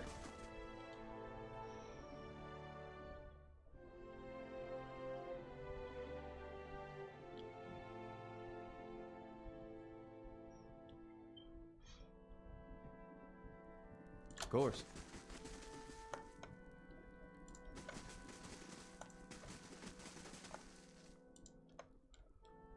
The guided compass, the keepers of the stone. Wait. I don't know if I should go through with this. Make the trade deal with the Anamenfath. Well, I'm glad you can pronounce it. If a Valiant deal with the Glanfathens weakens the Deerwood, it could mean war for the Republics in the future. What other options do you have? I could put the idea in the Anamenfath's head that the Republics are not interested in exclusive trade, but limited trade of goods that they do not already trade with the Deerwoodens. It's the right thing to do. The Deerwoodens are at the mercy of the Republics, and they don't even know it. Your actions today can prevent further suffering. Follow your heart, Pallegina. You alone know what must be done. If you do that, I doubt the Dukes will be forgiving. Consider your options carefully, Pallegina. The ramifications for yourself and these nations could be great. That's a terrible idea, and the Dukes will surely eject you from the Brotherhood if you go through with it. Stop and think for a minute. Let's go with it's the right thing to do. Nah, follow your heart. I'm going to commit. I'm going to commit to her idea. It's the right thing to do. She nods her head resolutely. Great. Yep. Let's commit to a choice.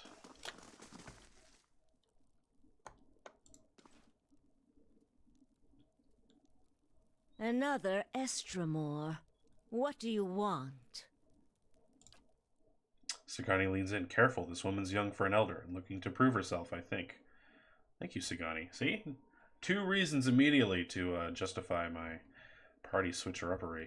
Nice. Good times. I'm looking for another who passed through the city. Few Estramoran are given the freedom of our sacred city. That you ask for this person is suspicious. There are reasons we don't let you Estramoran roam our sacred city. Reasons I am coming to understand. Perhaps we can work out an arrangement. I have no wish to cause a stir. I am very sociable in that way. She shakes her head. No. Looters have grown bolder at the sites of the builders. The people of Defiance Bay set fire to their own city. And every That was week, my fault. the So, three yeah. Tusk Stelgar bring news of more desperate settlers pushing at our borders, trying to escape their plague of Anolfane children. Suddenly you feel the presence of someone else in the hall. Anamenfath continues to glare at you, but something has stepped out of her skin. It reaches out to you. Permitting more strangers the freedom of the city is out of the question right now. Go and be thankful that Anamfath Shimak doesn't sit in the passage of the Six today. He would not be so kind as I. Okay, bye.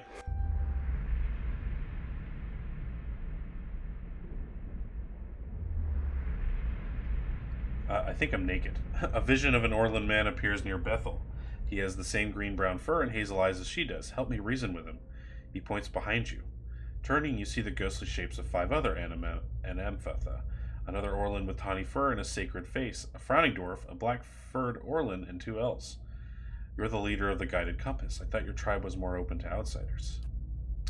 Indeed, and it has earned us little respect from our peers. These are not times when trust comes easily.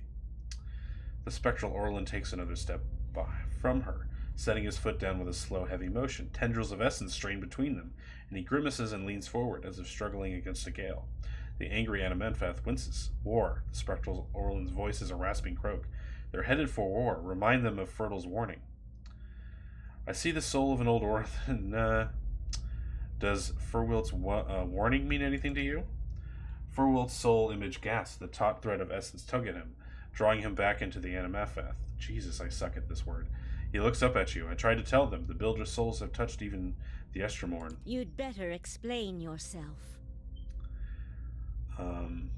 This other Orlan, do you know who he is? Those are other souls in this place, and in you. You must listen to them.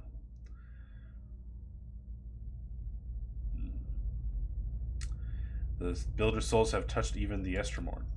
Okay. There's no way you could have known this saying.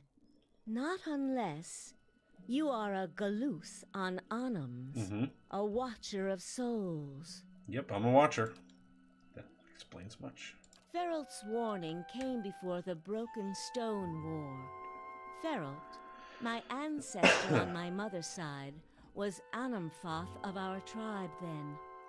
When the Estromoric farmers defiled the builders' monuments, Feralt urged the other Anamfotha to patience, but louder, angrier voices prevailed. Feralt believed that the invaders could be taught to respect the builders as we do. He also believed the builders' souls had spread to all peoples, and that we should avoid needless conflict with others. More practically, he worried that a violent response would only spur further bloodshed across the generations, and you can see where we are today. After 2 wars of the Deerwood, his warning is more relevant than ever. While Feralt's words were shrewd, they were ignored back then. Simply remembering his warning now will not undo the wars and the changes that the years have seen. There is blood on these stones, and that is all anyone remembers now.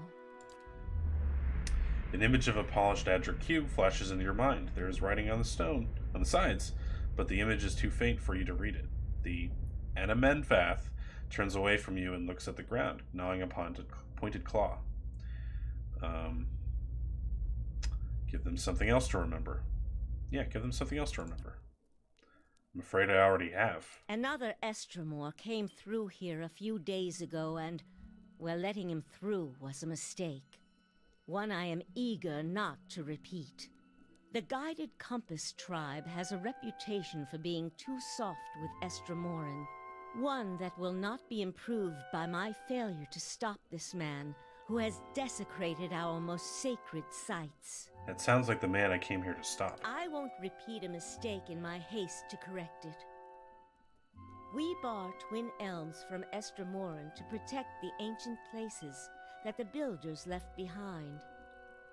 The Builders left this heritage to us to defend, but they alone had access to it. On this much, at least the 6 tribes agree. You again see the polished Adric cornerstone in your mind. This time the image is clearer. Each face of the stone is inscribed with a phrase you know by heart. You feel your lips form the words. A gift from the builders of civilization to the guardians of their legacy. May the guardians watch the door while the builders keep the key. These were the words given to the keepers of the stone.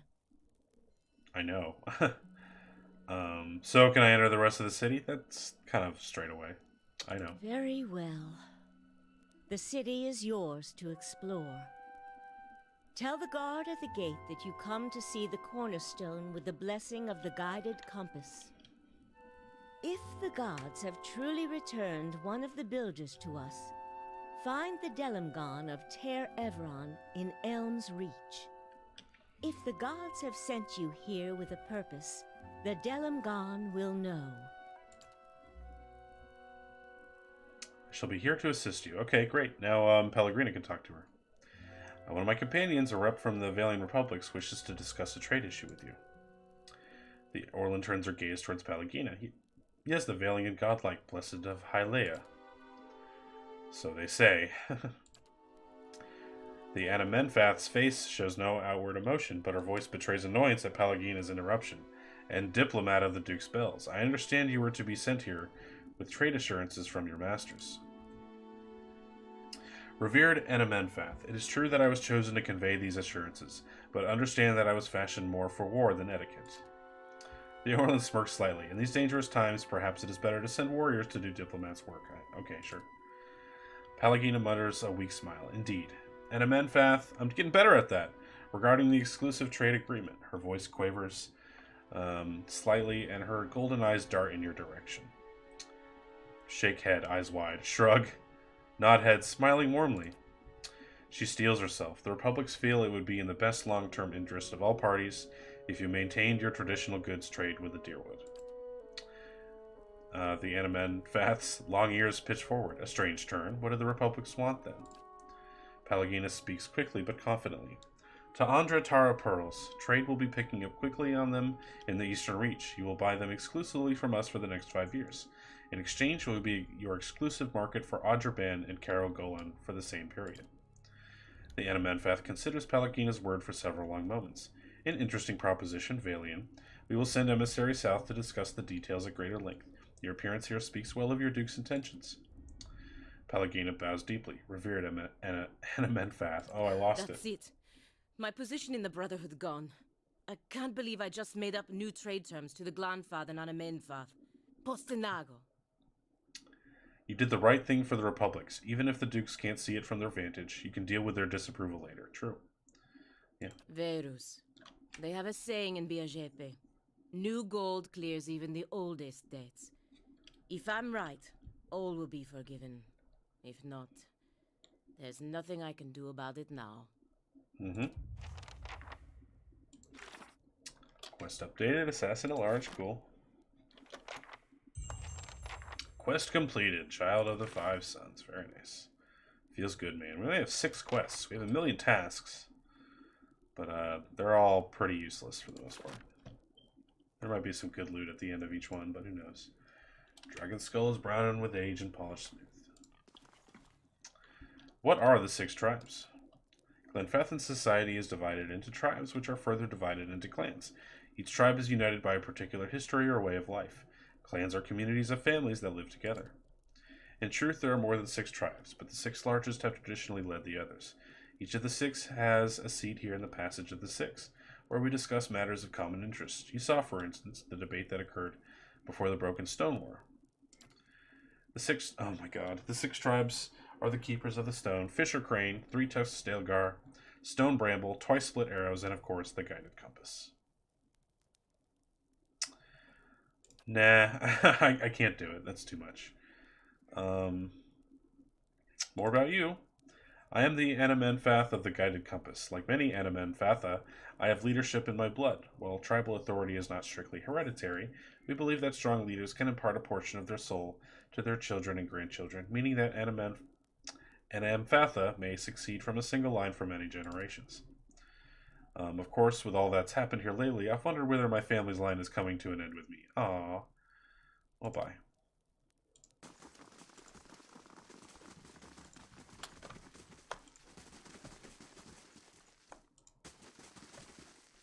Keeping an eye out. Cool. Whew.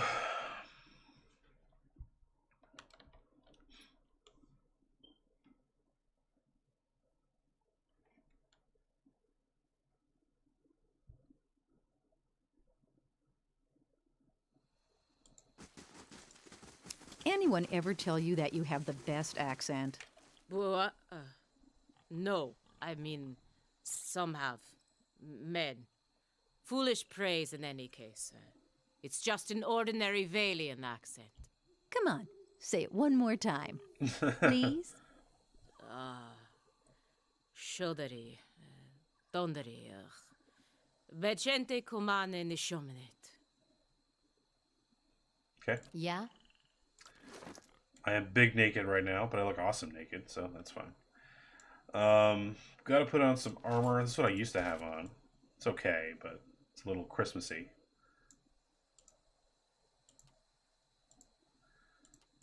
Just a bit. Just a bit. What else do we have?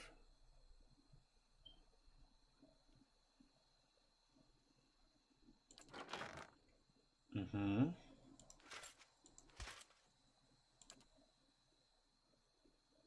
Heavy armor. That's heavy armor. That's even heavier armor. Yeah, it doesn't do much for us. Dancing bolts.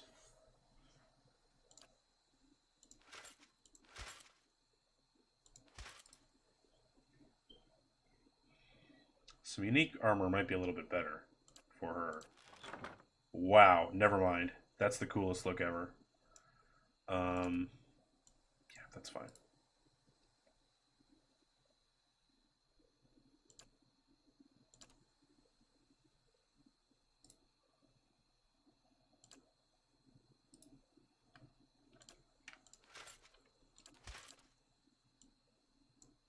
Can I change the color of this? No.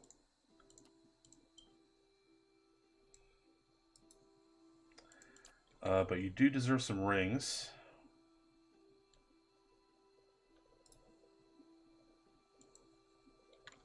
1 per stronghold turn? That's weird.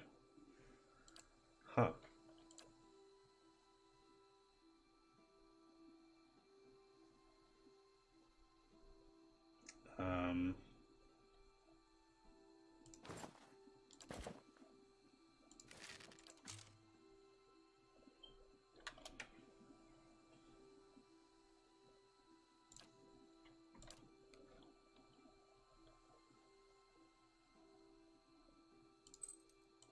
I guess deflection is fine.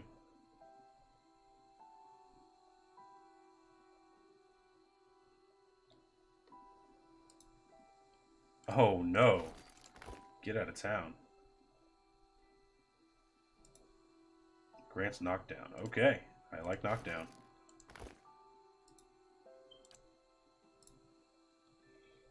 Restore light endurance. That doesn't do much for me. Nah.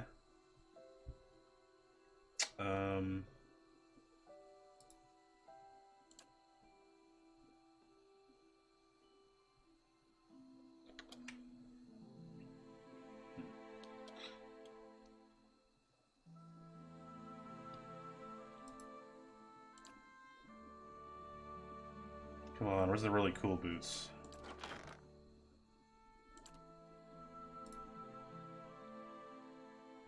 Yeah, I hate being prone. Get those on her. Con is good.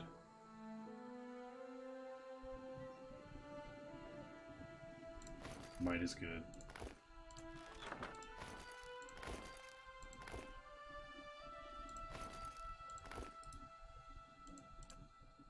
Cool.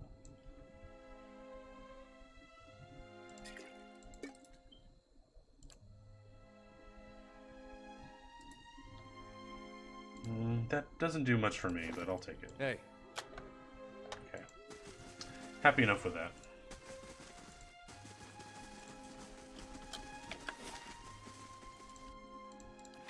Haven't seen these quarters yet. Haven't gotten any of these houses either. Orange the tabby cat. Hi. Tabby cat snaps out of its placid stupor as you approach.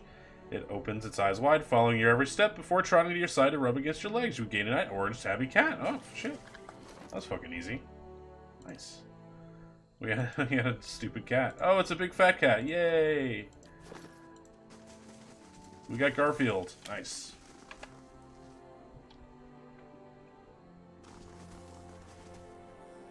He's so cute. He's a big cat. That is a giant-ass cat.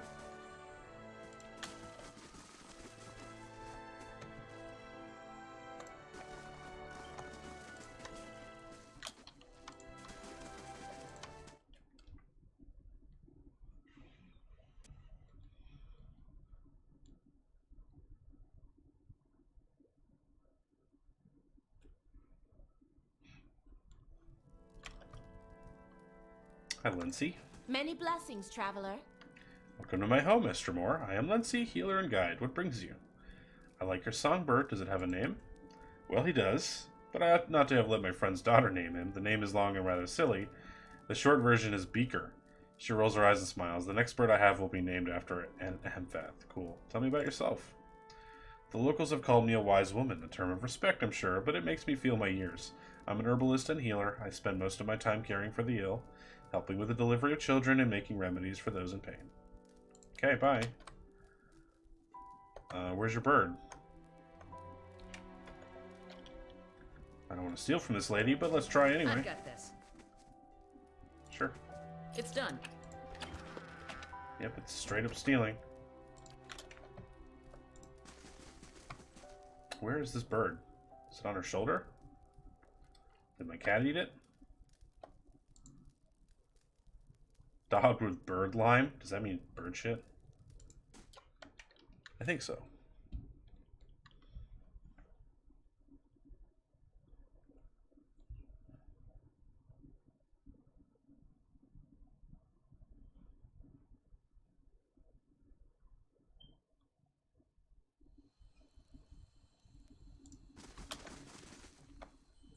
Hey, Protector. Get out of my face. Came to see the cornerstone. Always too cozy with the Estremor, yeah. Okay, so I can go to Old Song and Elm's Reach now. Let's go to Elm's Reach to start. Sure.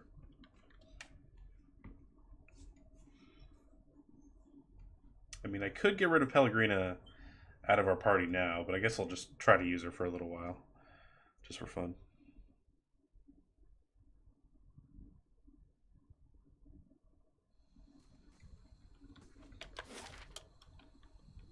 Golden Grove, more homes, Hall of Warriors.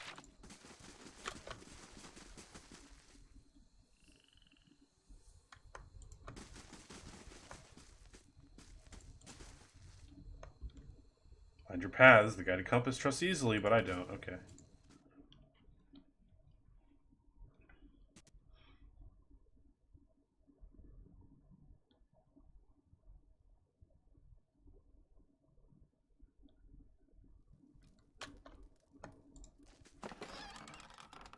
Sure, I'll take your cheese. Eyes open. What is this?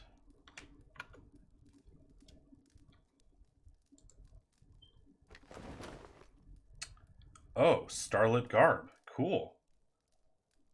This somber set of robes is flecked with bright shimmering points of white in imitation of a starry night sky. It was commissioned by an aging scholar whose love of astronomy and failing eyesight pressed her to request a set of enchanted garb which would allow her to pursue her studies for years to come. Very nice.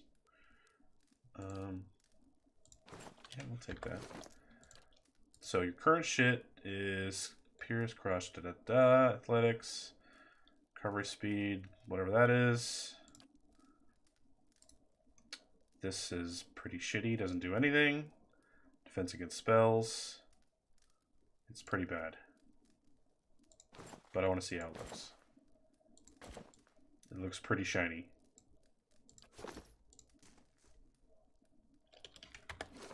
Yeah, her defense already sucks ass. I don't feel like I can confidently take anything from her at this point.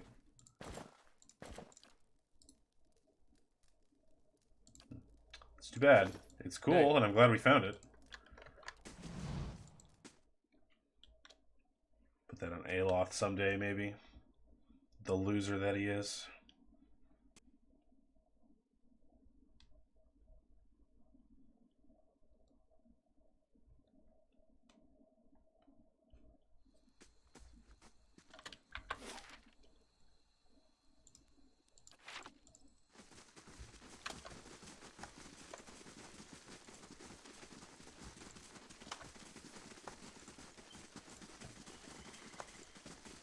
Hello, Arthwin.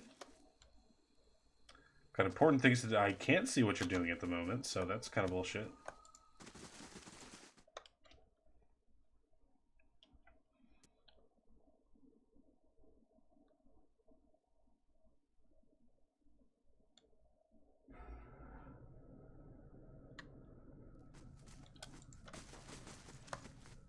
I've got this.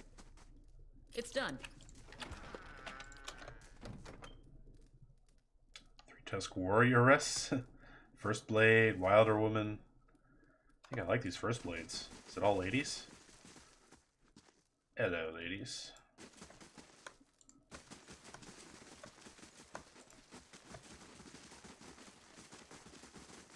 Hi, Simok. Yes, I've come to treat with thee. Mr. Moore? A grizzled old elf, his hair braided and dyed, stands at one end of the hall. His arms and chest are cross-hatched with the pale seams of scars. His crooked smile looks like another. It's not many Estermorn who are permitted to our sacred city. Bethel must be feeling especially soft today. He pays no attention to the elf and instead has locked eyes with the Stelgar in front of him. He whispers to you, "Do you think he'd mind if I pet a Stelgar? I fucking love you, Adair." Sigourney lowers her head. "Remember how well that worked out last time? Sure, come on. Come to hear your future or at Ter Evron?" His smile widens, exposing a row of yellowed crooked teeth. "Or to make your own at Bloodsands." What's Bloodsands? An ancient place of sacrifice. He laces his fingers together, and a cave by the great elms themselves. Rushton and his druids have been an integral part of Glenfathan's society for generations. No matter what some of the other tribes might say, Aaron Gladfath has held its own against the Estermorn because some of us still understand the power of sacrifice. Gives you an appraising eye. Does the thought make you uncomfortable? It should. It is what's kept our society alive for so long. Summit crosses his arms over his scarred chest. Something else? You don't seem fond of us. Hunched his shoulders. I fought in the Broken Stone War and the War of the Black Trees. I saw my brethren cut down in defending the places of the builders, and I shed blood alongside Galvin Regd himself. Mel, good morning. Hi. How is you? Congrats on all your Sims success lately. You big speedrunner, yeah? Melly Welly, I'm so proud. Where was I? I have no idea. Now the Estermorn seem to think that they will find a cure for their empty children. Thanks so much. Or worse, that they'll find sanctuary in our lands. And I've seen what happens when they set their sights on Glenfathan soil. They're desperate. The best of them want to find a cure. The worst are looking for an excuse to plunder. Oh, you got a headache? I'm sorry to hear that, Mel. I hope it passes. Sure, I'll heal. I'll do my best. Hopefully my smooth voice will create a healing vibrations in your skull. Yeah. Or I'll just annoy the shit out of you and your headache will worsen. I'm sorry. Craigasm. Best emote on planet Earth. Have pity. They're only trying to save their children. Oh, I'm actually talking to my companion. Usually these interjections aren't actually interactable. This worries you? I've seen too many wars for this not to worry me. My 250 years, I've led my people through 2 wars. Our borders have remained intact, and largely through the reputation of Three-Tusked Stelgar. His voice drops to a growl. I've sired a dozen children. Nice. But none have been deemed fit to take my place. That sucks. I care nothing for the legacies that obsess the Estermorn lords, but it is important that my successor continue this path. If your own children don't succeed you, what happens? Ordinarily, the Rio would turn to others in my tribe, to clan heads and their families. Ordinarily.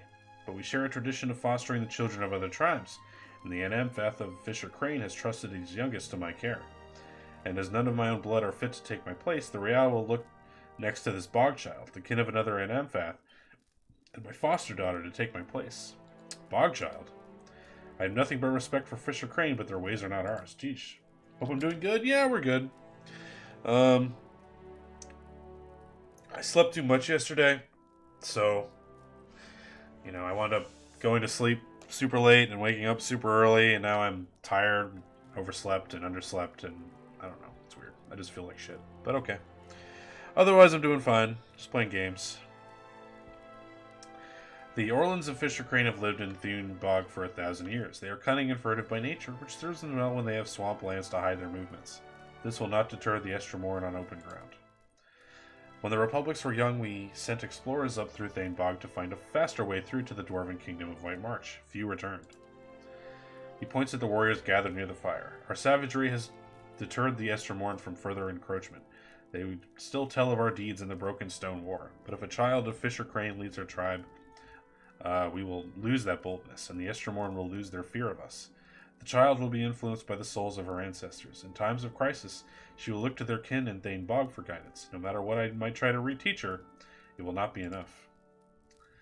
There is a way you could help. If you have the stomach for it, but I think you have the perspective to see why certain unpleasantness may be unnecessary. I'm not killing this little girl, dude. Okay, I know where you're going with this, and I'm not doing it. Go on. This Orlan girl has the soul of a leader. If it were passed to one of my own offspring, our tribe would remain strong. Dude! Stelgar at Simok's side scratches its massive head on the Anamfath's leg. He remains steady on his feet. The Druids of Bloodsands have a way to do this, and they understand the importance of a strong line of succession for Three-Tusked Stelgar. Rubs the bridge of his nose. He rattles his head as if to clear cobwebs. So all we have to do is steal a baby's soul? What's the catch? I know. I'm not really in favor of it myself. Yeah, I don't really want to do it. Let's see. Gives you a key. There's a house in southeast Hearthsong next to the river. The child would be asleep, and I've arranged for her to be unattended for a time. His voice becomes a quiet rumble. Take her and bring her to Keeper Werda in Bloodsands. This is going to be one of those things where I'm going to have a baby in my inventory, isn't it? She knows what must be done. When she presents you with a liquid essence, bring it back to me. What will Keeper Werda do with the child? Have you seen the rituals of Blood Sands? She will sacrifice her. It is the only way to distill her essence. Not great. How quick the old are to sacrifice the young for their purposes, right?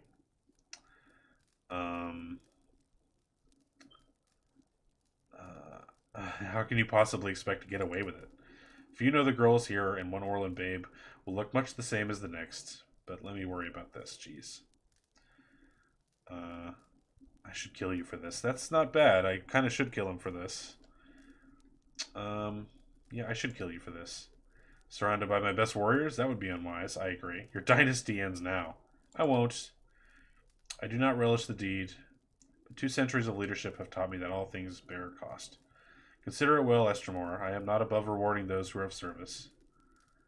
Okay, whatever. Tell me about the 3-tusked Stelgar. The boldest and fiercest of the 6? I don't need to know that. What do you do here? As Animfath of 3-tusked Stelgar, I guide our tribe in all matters. I am in Twin Elms to confer with some of the other Animfatha about the Onulfen, your Hollowborn. We only have such births here on occasion, but it has made us more vigilant about our neighbors. Cool. Some of us who believe your Onulfen to be a punishment for the defilement of the builder's sites. Others say it's a plague carried by the Estremorn. People make it what they want to be. When it ends, if it ends, they'll make up reasons for that too. That's true. Goodbye. Well, I don't really want this quest, but they gave it to me anyway. Hi. Lyris, a young man approaches you with a swift and purposeful stride. While you've never met him before, he has the same stern, wild look as Simok. He doesn't speak until he's right next to you. When he does, his voice is quiet. Wait, I saw you speaking with my father. What's this about? He glances back at the room with Simok. He's asked you to sacrifice Vela, hasn't he? Maybe he's right about 3-tusked Stelgar growing weak, but if this is the price of strength, it isn't worth it.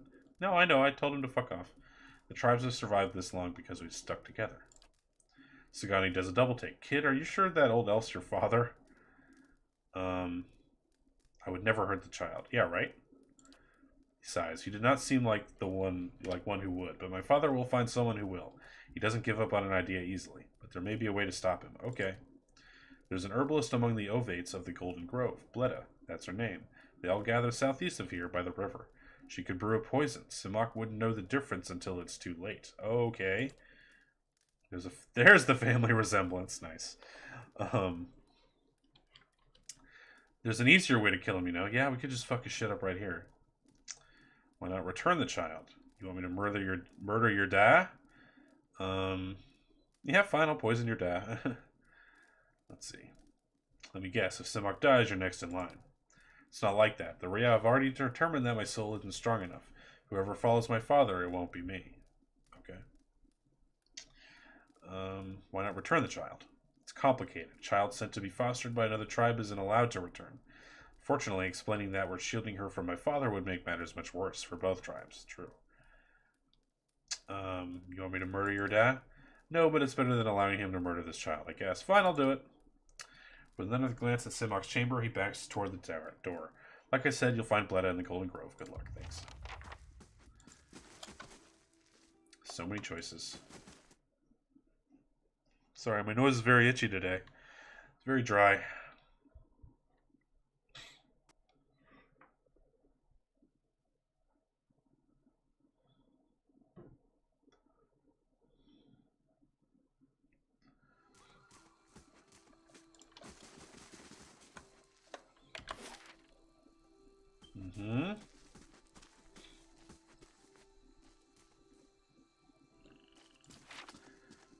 So, what did you want me to do for that?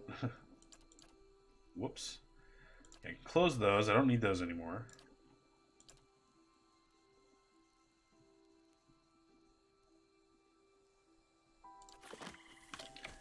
Okay, just go right here then, huh? Like, right next door?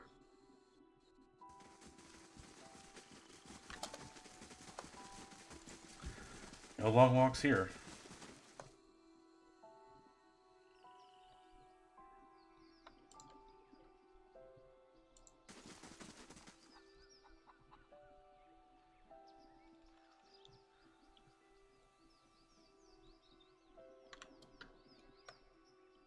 There's Bleda. Estremor. The elf holds a chipped wooden pipe. The sweet smoke wafting from the bowl makes you dizzy. Oh, she's getting mad high. Welcome, Estremor. I've got herbs and potions for sale. Looking for something to ease your travels? Or something to make them more interesting? When she grins, you see her teeth and gums are stained brown. I'm in love. Whiteleaf. Nice way to spend an afternoon and the following night. And most of the next day. That's nice. I hear that you make certain poisons. Poisons, I only deal in tonics that heal and enlighten. Of course, many beneficial substances can be harmful when taken in great quantities, but that's just Wereth's way of keeping all things in balance. Yeah, what kind? She leans against the winding tree trunk and takes the items off on her fingers. Oh, there's plenty. Concentrated Caragolin, undistilled spider venom, rotten blood moss extract, cave coral mixed with skein bone. Okay. I get a choice here? I'll take the concentrated Caragolin. She stops counting and scratches her head. What would you want with something like that? Well, my friend Stelgar is dying, and he wants to ease the creature's passing. I just thought I'd experiment with it and see what happens. Nice. I guess that one. Poor thing. Here, take this. She gives you a vial filled with dark fluid. It works slowly, but this will send him back to the cycle kindly enough. Just see that it doesn't get misplaced. Half of that dose would kill an Almawa. Anything else I can do for you? Yeah, let's see your shit. You don't have anything for me, I'm sure. Yeah, fine. What is this? Oh, it's a pet. Oh, hell yeah, we'll buy you. Nice. You got a new pet. Where are you, you little ugly fucker? Can't believe we got 2 new pets while we were here. Oh god, look at it! Oh no, it makes little noises when it walks. Oh, it's so ugly. Yuck. What's up, Tamwin? Though his eyes are closed and his posture still, the man before you keeps his head aimed at you as if carefully following your movements. May your time in Golden Grove be enriching. Great. Burn it with fire. It's pretty gross. I should probably put my cat back on. If you're in need of services, he says, his eyes still closed, speak with Bletta. She will see to your concerns. What can you tell me about the Golden Grove? We are naturalists, philosophers, herbalists, and teachers. The Ovates of the Golden Grove know that true wisdom comes from the study of the natural order. We endeavor to teach others to explore the world for themselves. Bye now. Oh my god, that noise is annoying. Jesus, shut up. Should put Oinkers back on. I'll get Fatso back on. There you go, kitty. There's a kitty.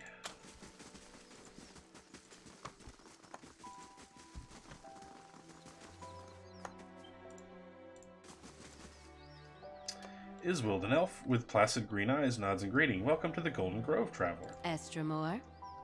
You seek the wisdom of our herbalists or simply to bask in Wereth's glory? Glory basking is always good. What do you believe? We believe that knowledge is found in the earnest exploration of the natural world. We do not, as some have said, oppose the gods. We simply believe that we have found a brighter, more peaceful path than devotion. Who's a leader? High Ovate Arona leads us. She sometimes journeys to Elmshore to renew her strength, however. She's there now with some of her closest followers, in fact.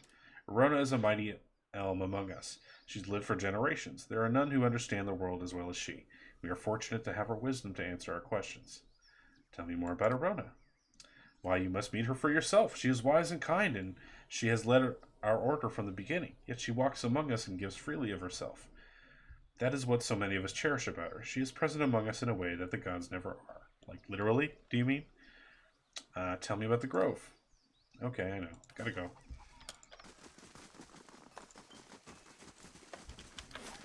Well, got the poison. I guess we could go poison that guy already?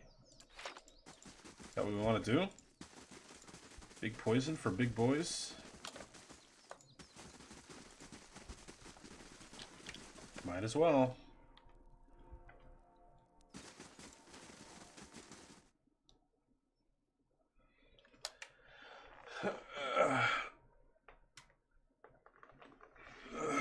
Oh man, I will definitely have to take even more naps to make the situation even worse.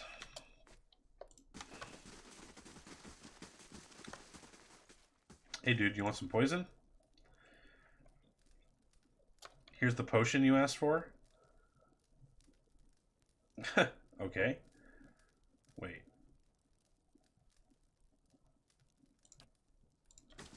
Hold on. Okay, do I just give him the thing and he just dies of it? I feel like I'll be found out pretty easily.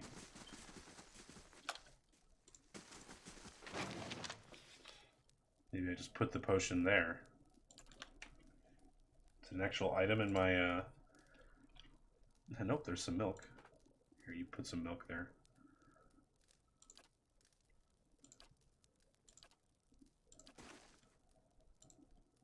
Here's poison. He looks from the vial in your hand back to you. Something's wrong. What are you trying to give me? You're being paranoid because you're nervous about the deed. It's natural. He reaches out with a hand gnarled by age and battle. He clutches the vial close to one faded blue eye. To my tribe's salvation. He drains the vial. Uh-oh, I fucked up. Drains the vial in one long gulp. He swallows and, after sputtering for several seconds, he glares at you. His breath sounds ragged and wet. You poison me? He begins to raise his hand to the warriors in the other room. No. He rushes at you with a cry of rage. Uh-oh. We goofed. Yeah, we goofed. That's bad. That's bad news. Well, he has poison though, right?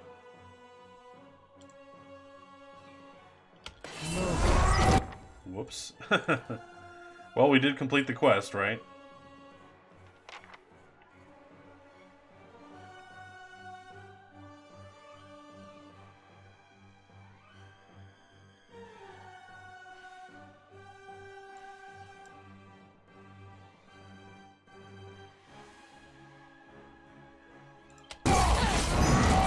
Lots going on here.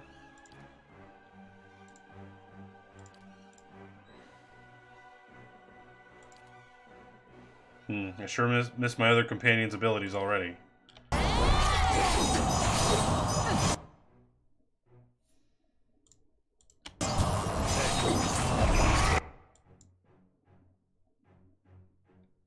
Izumak and Sagani are getting owned right now.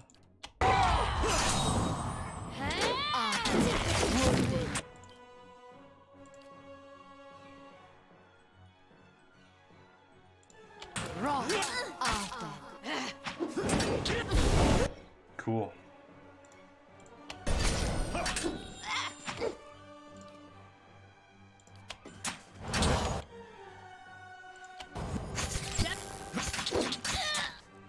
Yeah.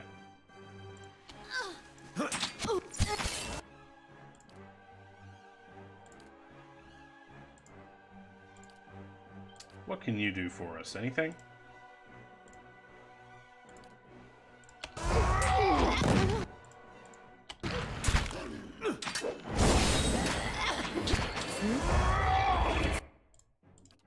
Lots of people are really pissed off. You demand a pet named Mel. Unfortunately, I can't name my pets or anything else. Sadly. I'm sorry. But I totally would do it. I totally would.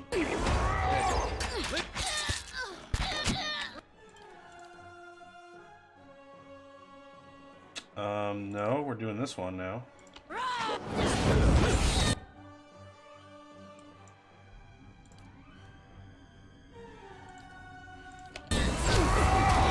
Roar.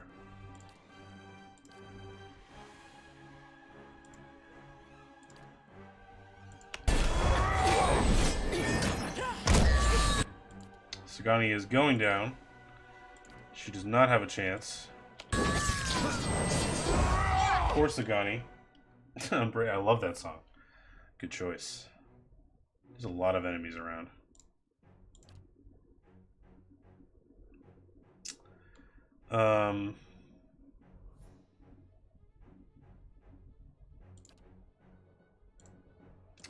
Grieving Mother's almost ready for another attack. That's good.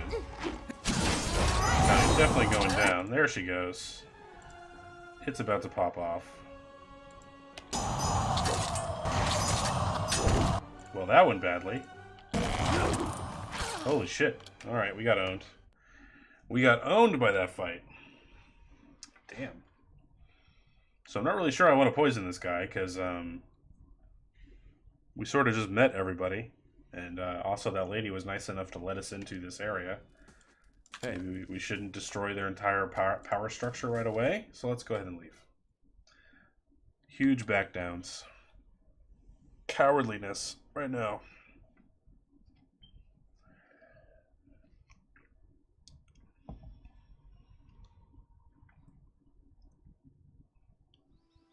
Of course.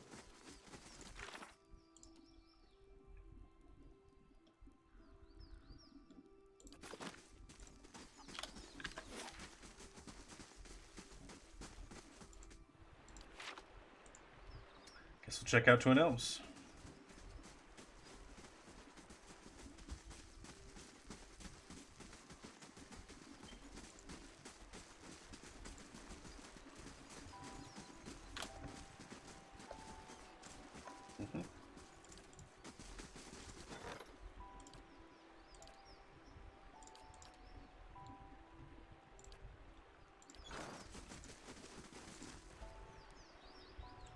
It's another ghosty. You have stayed true to our cause, Inquisitor, when so many others have not. For every heretic we confess, for every betrayer that burns on our pyres, new sheep continue to flock to Iavara ex Incios. But not you. I underestimated you in the beginning, but no longer. You honor me, Grand Inquisitor. It is not for honor that I summoned you today, But for but love. for duty. But for you. Too many of our own have confessed upon the wheel and the rack and the flame. Too many of our faithful have had their minds poisoned by the Kratom witch. The tide is against us now. We have but one option. Iavara's following must see her exposed for what she is. She must confess her heresy before my court. How? Not in Kratom, surely. Their lord has embraced her heathen faith and protects her with his army. But in Oceanus, things would be different. King of Oceanus is a sinful man. King of Oceanus is a sinful Shit! man. Stop pausing! We have helped him to see the error of his ways, and now he fears for his soul. He would pay any price for absolution. You have too many pauses, sir. How would we get a Iavara to move to Oceanus? You have already done much for the Inquisition. I wouldn't ask this were there any other choice. And we never found out what they were talking about.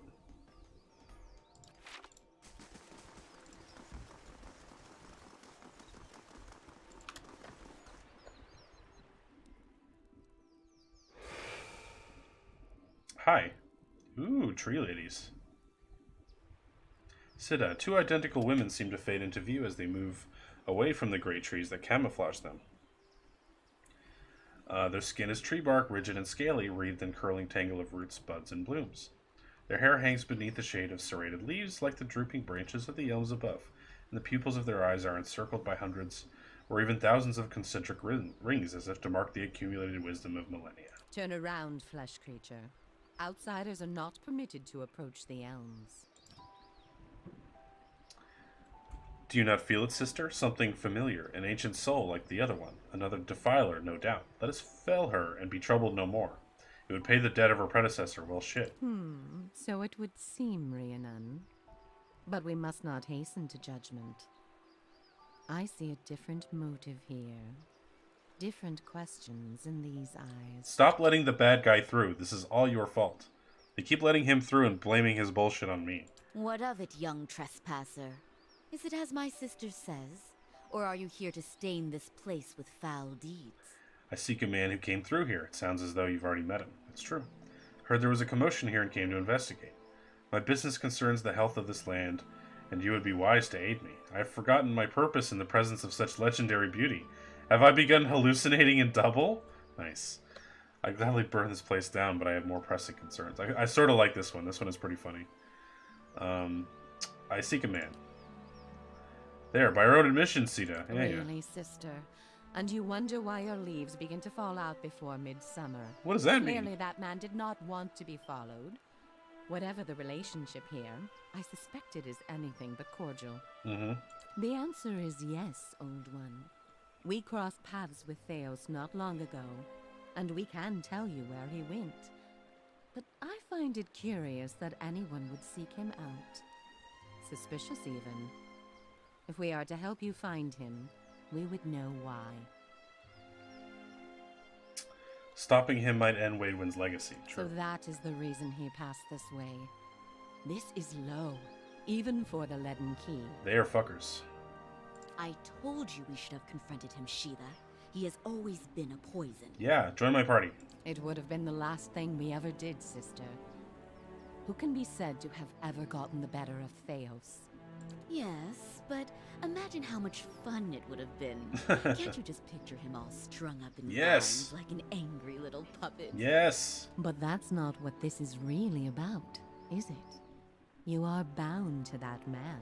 Yeah, it seems so. I see it now. You are awakened. Your soul is awake and something once buried deep now wells to the surface. Past overwhelms present, closes in around you. Your time has nearly reached its end. Interesting. I just need to get to Theos. I'm sorry to tell you this, but Theos cannot give you what you seek. Nor can any man. An awakening cannot be undone, any more than your past can be undone. What's she mean? I thought Merwald said... Flickers to you, I'm sorry. But Dicha, there must be some way. To be chained to such a past, her face is pale, her eyes hollow, a bitter and grievous thing, Watcher. It's all been for nothing, and I'm going to lose my mind? The soul is formless without a past to shape it. Did you truly expect to be able to wipe it away? No, but I'd hoped it would be something I could forget. I would live with it if I could. It's true. That's true. I would live with it if I could. That is the penance we all pay. But penance cannot be paid for a past only known in fragments and glimpses. However, as much as my sister speaks truly that there is no way back from an awakening, there may yet be a way forward. Would you agree, Shiva? I would. These pronunciations are way Were the beyond way me. not so likely to end in death. You underestimate me, true. Or perhaps you underestimate your foe, Old One. Where your soul is renewed in its ignorance in each span of your life, his only grows in cunning and resolve. The man Theos you must already know by now. You are linked by a common past. Something about it lingers within you, festering, unresolved. What it is I cannot see any more than you. And without that knowledge, your doom is certain. But were you to learn the source of this discord, perhaps it could be put to rest. Though it is equally possible it will trouble you as much now as it did then, and merely speed your condition to its end. My past comes to me in pieces. How do I unlock the rest? You might wait for it to come on its own, of course. But when it comes, it will replace your sanity's last breath. Such is the nature of your condition. Or you could learn it from someone who already knows. Theos, would he remember? It is said the gods made his memory perfect, that he may never forget his charge. If he ever knew, he still does. Now there's a rough punishment. Not that he would tell you, of course. Well, yeah. You have followed the right person for the wrong reason, it seems. We see it often beneath the elms. The soul dragging mind and body to unknown places for unfathomable reasons. Oh, that scared me.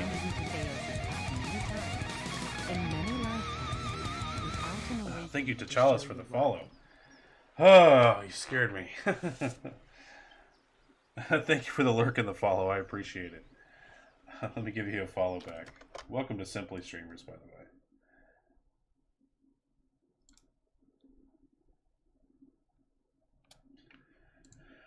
Oh my god.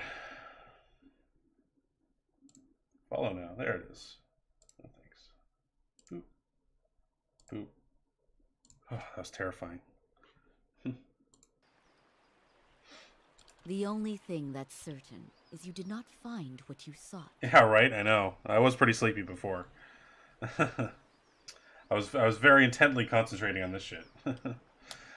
No problem. You said you knew where he went? He's gone down beneath the tower to a place older than we, where the people of Oh, is this the English location of once the final walked. battle? He makes That'd his be way nice. to the buried city, sun and shadow. Oh, you're in the last 3 weeks? That's cool. Thank you for your service. Awesome. But yeah, hope to see you stream. May he stay down there and rot with the remains of his people. He may yet. He won't be returning the way he came, that much is certain. He opened a secret path in the tower's base, and saw it destroyed behind him through some vile means. Is there another way to get to We him? know of one. On the burial isle, through the court of the penitents, Braeth Yaman. A shortcut, in fact. Cool. Don't be cruel, sister. The way my sister speaks of is not for the faint of heart. A great pit at the center. You know what occurred to me as soon as I said it? Is like, you know what? Faiths were judged. I shouldn't assume states, but hey, thanks anyway. It is simply You are an a ally, path to so death. sure. With the help of the gods, it can take you where you want to go.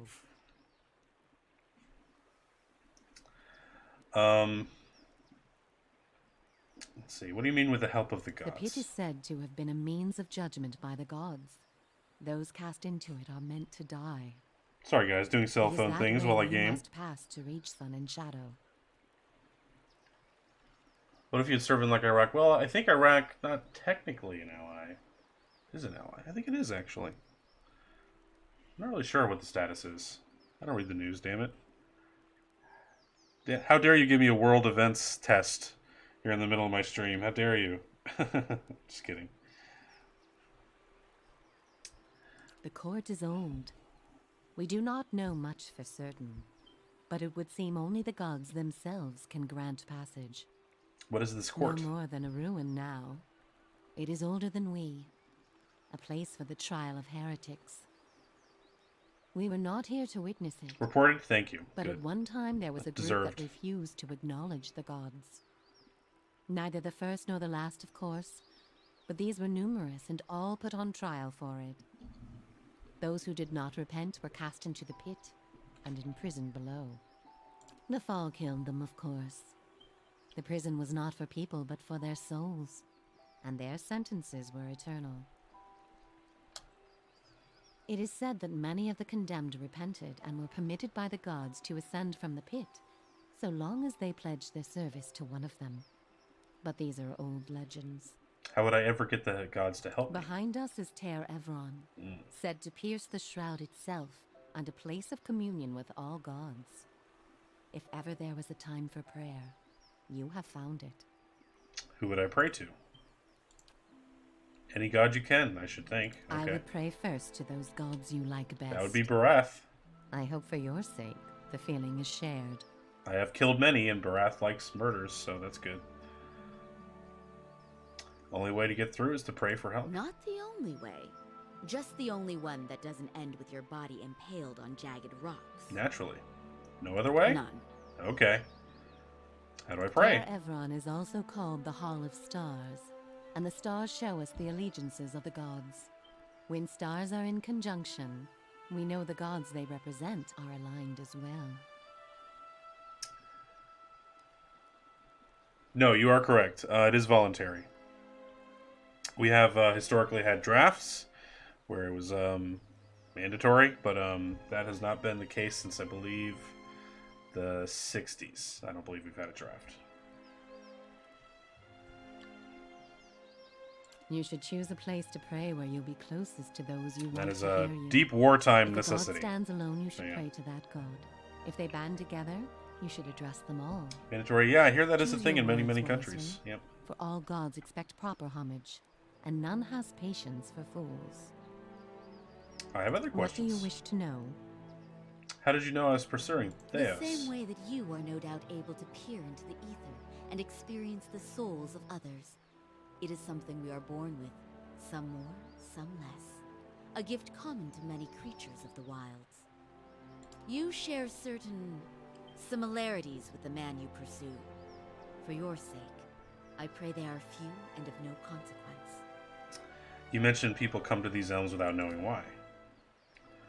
A soul has a will all its own, and its needs and whims are seldom understood, but they follow them all the same. There is something about this place that reaches beyond our understanding. Something like a beacon. The elms have a way of uniting souls that have been seeking one another. Totally agree. With Totally or agree. without their owner's awareness. Sometimes it is for love, sometimes for vengeance, sometimes for peace. Often it is for no reason we will ever know. In your case, let us hope it is for peace. Thank you. Or vengeance. Yeah, vengeance is good too. I want to know about you two. There is little to be said about us. Are you kidding me? You're We are tree bound hotties. here, caretakers and defenders of this place. Our journey has been over time, but not distance. Measured in observations, but not experiences. Thanks, bud. We'll see you later. We have seen the elms grow tall. We have seen cities built, burned, and built again. The only constant has been the tower, a silent companion through the ages. You can imagine why this recent destruction has stirred my sister so. Yes, naturally. If you do nothing else, make that man pay for what he did here. Okay, no more questions. Before Goodbye. you go, tell me this, old one. I'm curious. If you were to subdue your enemy, what would you do with him? What would give you peace? Interesting. I would return him to the wheel of life and death, so he may trouble me no more. That is very Barath.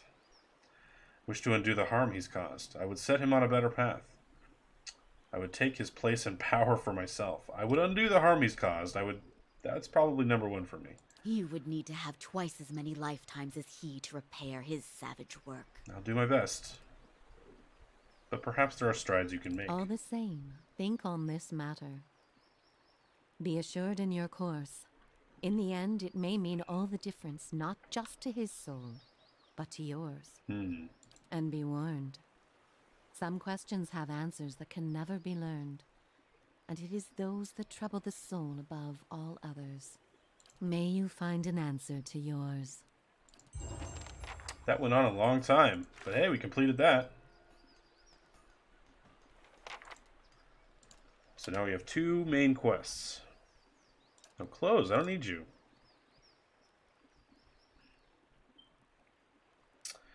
Travel to Barrier Isle. I've learned from Cid and Reno that there's an ancient court there that can lead me to Theos. To reach him, I'll have to descend through the pit in the Burial Isle. That requires the aid of the gods. Pray to the gods in Ter Evron. The Delemgan sisters explain that no mortal can survive the descent to Braithamen. The gods, however, can grant me safe passage. To ask their favor, I'll need to pray to them in Ter Evron. Excuse me, hiccups, where they are said to commune with mortals. I'm ready to do that right now. Let's do it right now.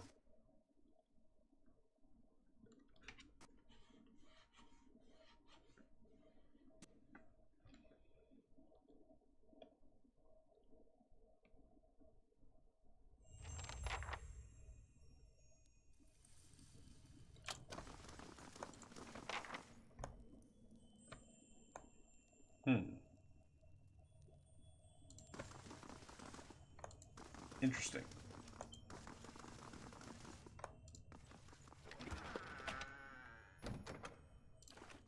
Okay, guess I'll steal from here. Why not?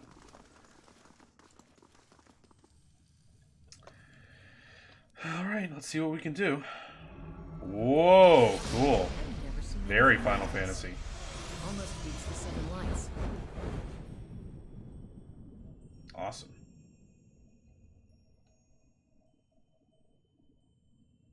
Well, I need to go see Barath.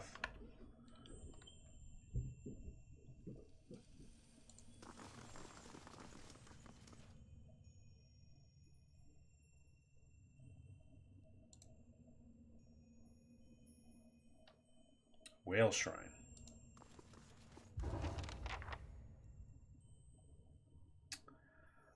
In the glittering stars of the nearby constellation, you see the grim shape of a skull. Its jaws are wide open, as if frozen in a silent scream. Pray to Barath, that's my god.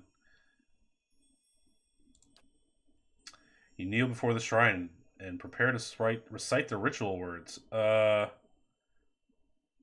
What? Okay. Hold on. Which one has to do with Barath?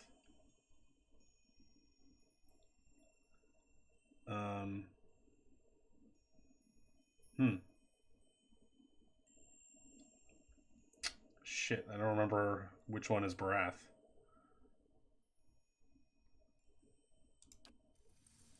Hold on. Don't want to fuck this up. No fuck uppies. Pray. This is Andra. That's obviously Wodeka. That's bullshit. That's bullshit.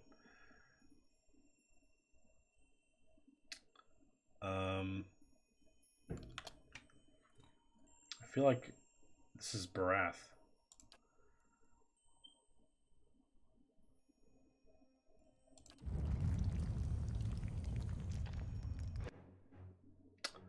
Whoops, we fucked up. Yeah, I think we just pissed it off. That's why we quick save.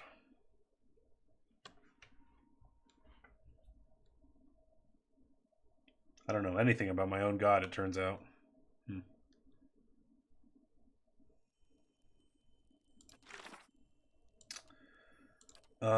Nope. Cyclopedia, here we go. Deities, Barath.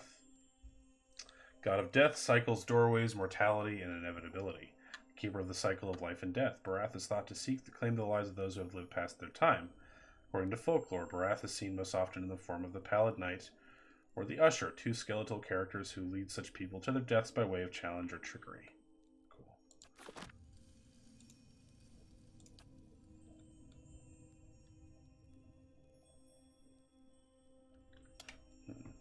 There's life and death. That feels right. There's a rippling shift in the air around you, as if some unfelt wind has changed, bringing unexpected warmth. You feel the peculiar weight of an unseen presence and of eyes upon you. You kneel and pray to Barath. Even while your eyes are closed, you see a road that seems to stretch on forever. The stars wheel overhead in a clockwork rotation of constellations, disappearing over the horizon to your left only to rise on your right. You try to make out the details on either side of the road, but your eyes can't seem to focus. One moment you think you see a meadow blanketed with mist, and another sheer canyon walls. For just an instant you even see waves lapping at the edges of the road. Were you to step into the shifting landscape, you feel certain you would only end up back on the road. You know this is a vision, but the packed earth feels firm beneath your feet, and the night air cool on your face. You are walking. Your feet seem to carry you forward of their own accord. Something looms ahead of you. As you get closer, you can see two stone figures that look strangely familiar.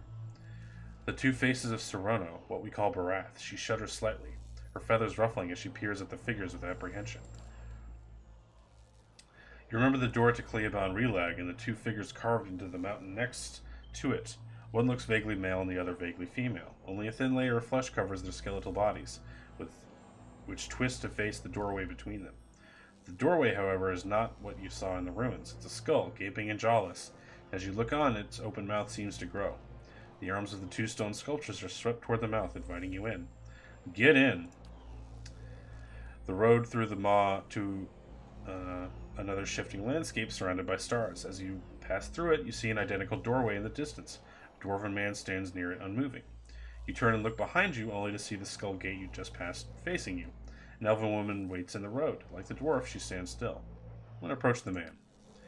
You continue down the road toward him. He looks up as you approach, but you can't tell if he's looking at you or through you. His face is smooth, but flaccid, as if the flesh is detached from the muscles underneath.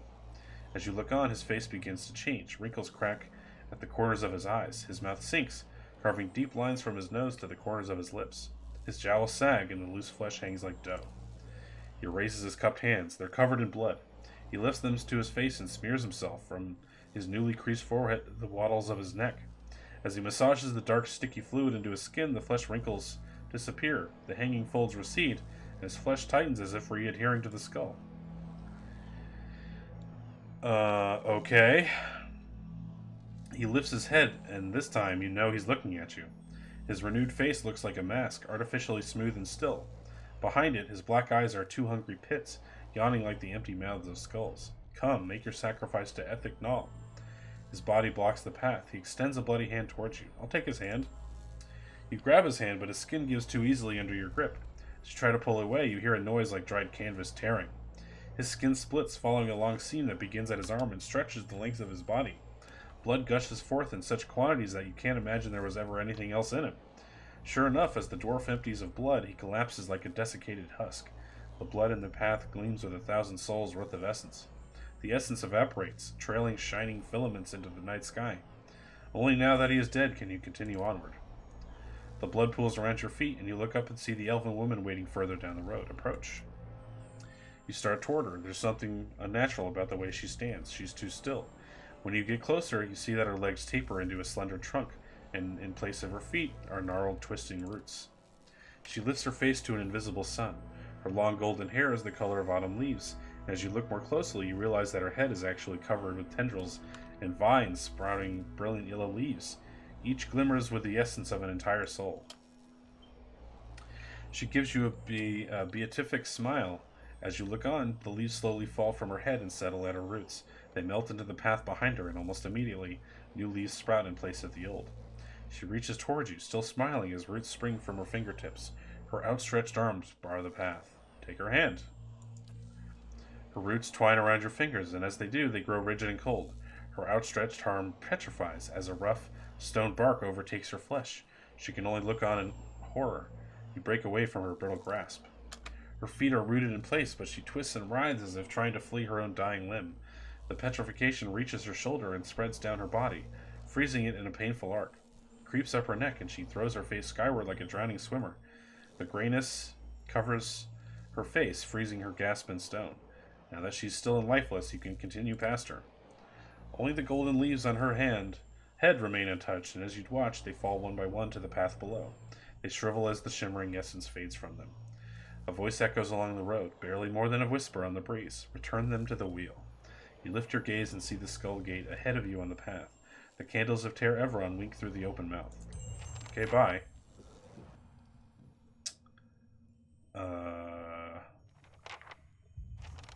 Whoa. That's a lot. Okay, hold on. We got, wow.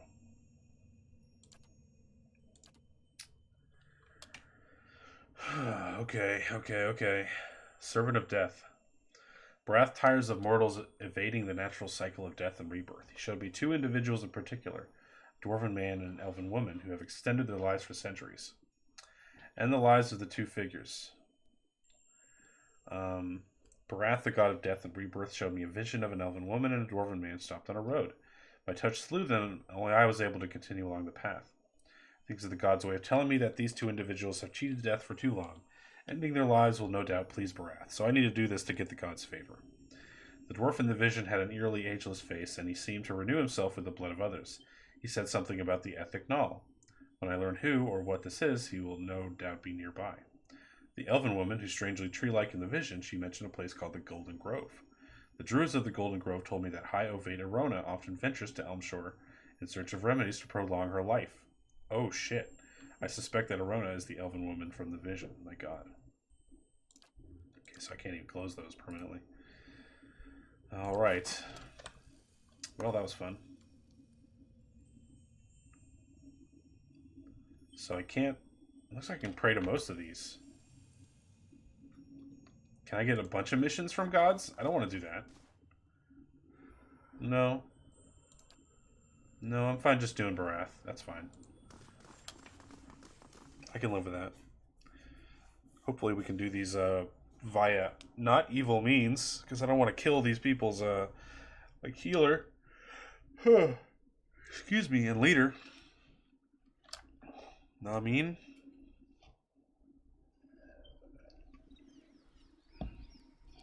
Go evil? No, I've been so good this whole time. Can't just go evil.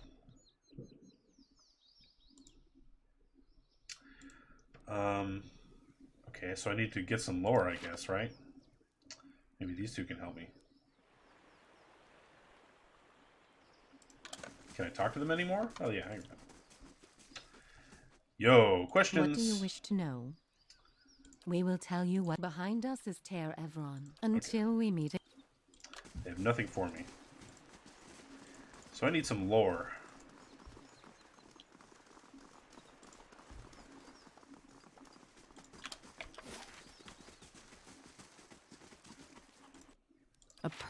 A perfect memory for centuries. That's a long time to live with yourself. True enough.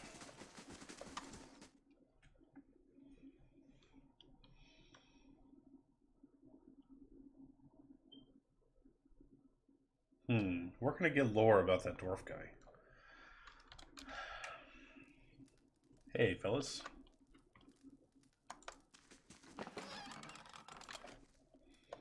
Nothing here for me, just big steals.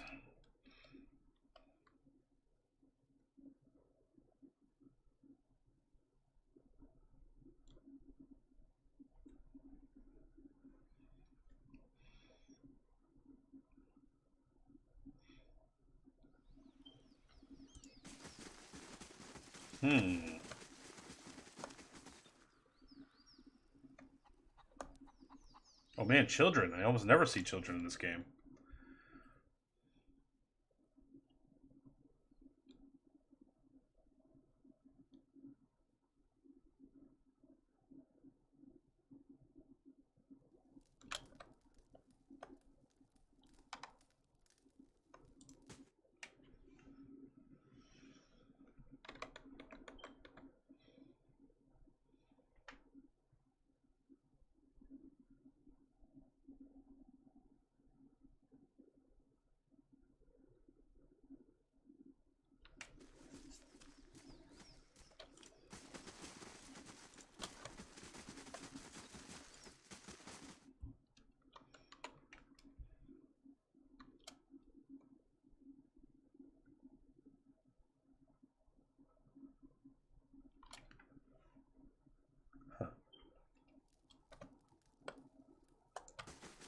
Keeping an eye out.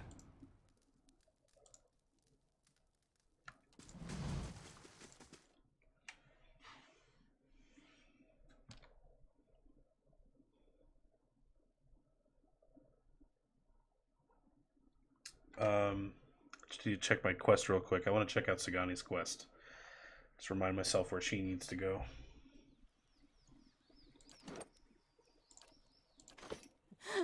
Come to find, there's no ambush. The troops were arguing over the bounty. Sounds like my kids. You haven't seen them in what, 5 years? You must be eager to get home. Yeah, although 5 years doesn't sound that long compared to 30. Has it been that long? Okay. Here we go. Travel to the cliffs you saw in the vision. Cliffs. Well, I have no idea.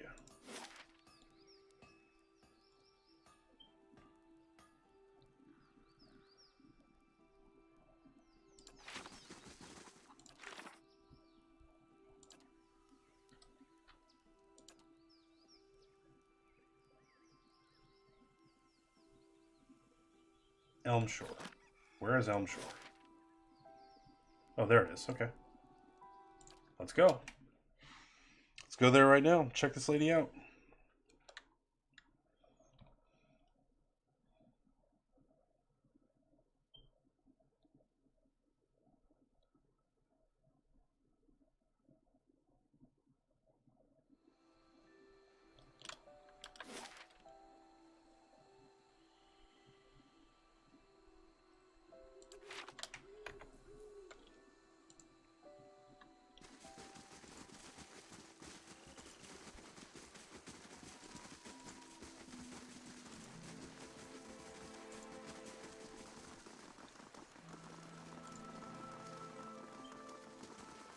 Ah, there's a crossing.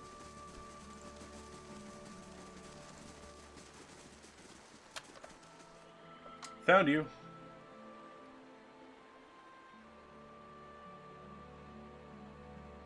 An elf stands on the dais in the middle of a clearing. The ground is blanketed with the leaves of various shades of russet and gold. Her eyes are closed and her arms folded in front of her. A curtain of autumnal yellow hair hangs in front of her face. As you draw near her, she lifts her chin and looks at you with shining hazel eyes. Greetings, Estremor. You are among the Ovates of the Golden Grove. I'd like to know more about the Ovates of the Golden Grove. Like the leaves of a tree, we are many sharing one source, one purpose. Living or dying, we nourish one another. The truths of the soul and of the body are written on every blade of grass and sung by every creature under the sun. We learn these truths and sing them back. Ours is not the song of the gods, but of Weretha. This is why many of our numbers study the discourse of herbs and inhabit the skins of beasts. Your essence churns like an eddy in the stream, Estremor. Speak the questions on your soul. You're druids. Are you familiar with Ethik Nall? A swarm of maggots on a dead songbird, worms hollowing a mighty spruce. They celebrate the withering of life rather than its budding. They seize strength from others instead of accepting that where Etheric freely gives. Her eyes dim to a blackish brown. They take pride in their independence from the gods, yet their leaders demand an even greater sacrifice. Death for life. Strength from the spent essence of their petitioners. The Etheric Null offer another kind of servitude, and one to kith whose souls have long been rotted. The Etheric Null should save lives, not end them. Yeah. Flecks of green open like buds in her eyes. On this we agree. Who are you? High Ovate, an ancient elm among poles and saplings. We have taken root in the same soil, and the others grow in my shade. Their roots nourish my soil. My branches give them shelter. Together, we grow. Speak plainly, will you? The words on my lips are the language of the stream cleaving stones and the wind guiding seeds. If you do not understand, it is because the tongues of Kith have deafened you. Gotta go. Okay, did I get more info? Not really.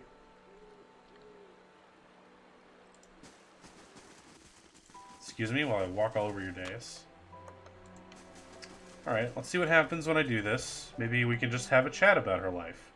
Brath sent me to end your life. It continued for too long. At least he chose someone who wouldn't wrap her intentions in trickery and lies. But what is a god that his voice should carry so far?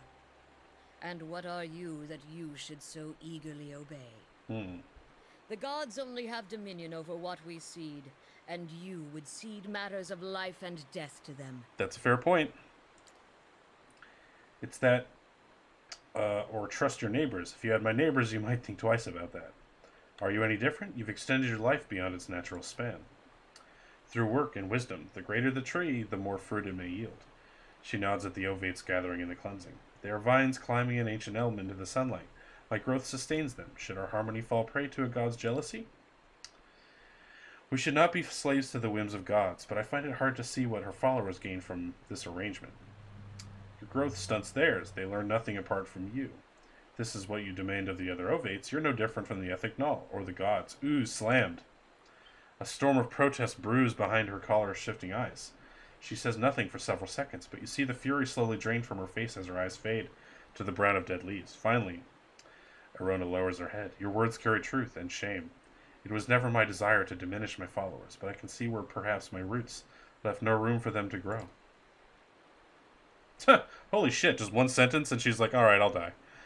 If my season has ended, then let it pass with it. As she closes her eyes, the warmth and color drain from her body. Her breathing slows, her ashen skin stiffening with dull patina. When the last sigh that leaves her lungs, cracks carve their way across her flesh, dividing it into hardened ridges. Within seconds, Arona has petrified, her bark-encrusted face turned toward the ovates below the dais. Okay, that's one. GG. The other guy sounds evil, so we can freely kill him.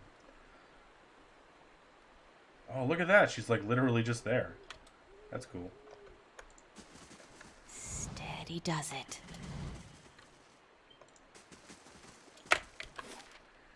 Awesome. Still though, I'm not really sure where to go next. I need some lore.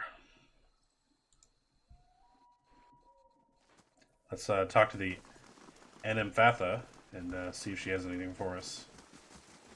You must gather your party before venturing forth.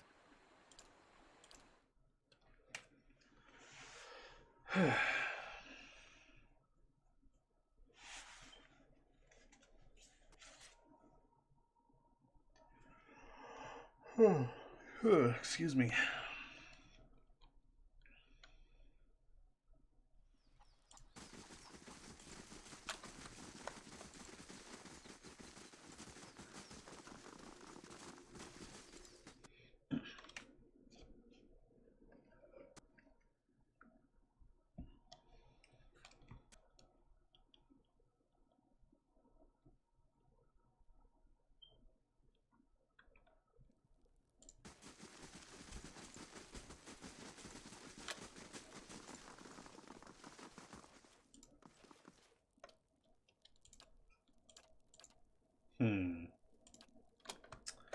No lore for me.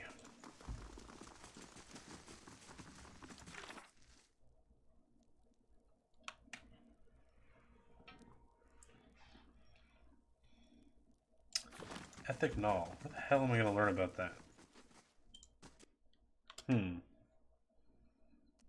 Baldur's Gate reference? Word? Word? Go for the eyes, boo?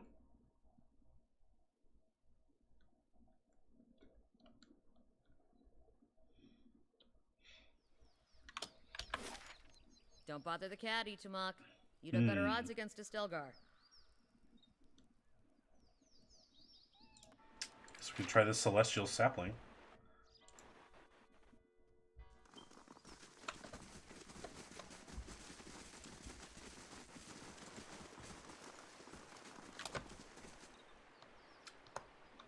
Renato, we talked to you before, didn't we? Welcome. Didn't we kill you? Oh, you. Yeah, I remember you. Yeah, goodbye.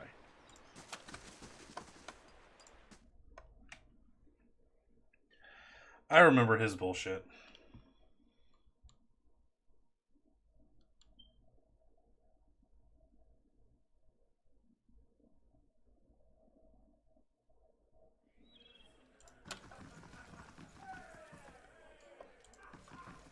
Ha ha ha. Okay. Antelope companion. I want an antelope companion. Not a lot of named people here. Hi, Ogre. It's a good way to be. Haggard Shoes. Welcome. Thanks. I'm always glad to see a new face. Take a seat where you like, my friend. It seems to me you walked a long road. All are welcome here. Those with interesting stories most welcome of all. Tell me about this place. Founded the inn many years ago, but in many ways its tale begins much earlier. It was while I was returning from a long journey south that I first heard the story of the tree upon which this inn rests. Hundreds of years ago, a strange event occurred. The sky was troubled that night with many stars falling across the sky. One of those same stars began to plummet instead towards Aora. It fell here, striking a young tree and burying itself within it like a fiery heart.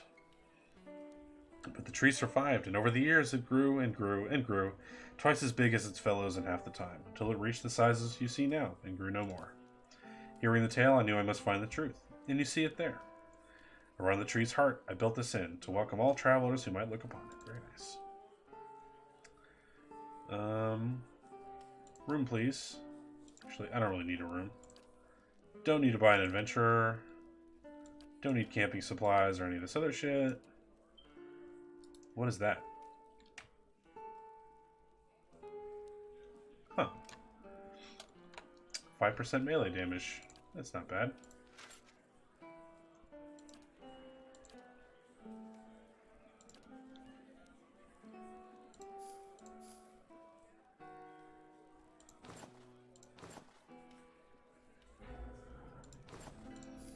Get them fancy undies out.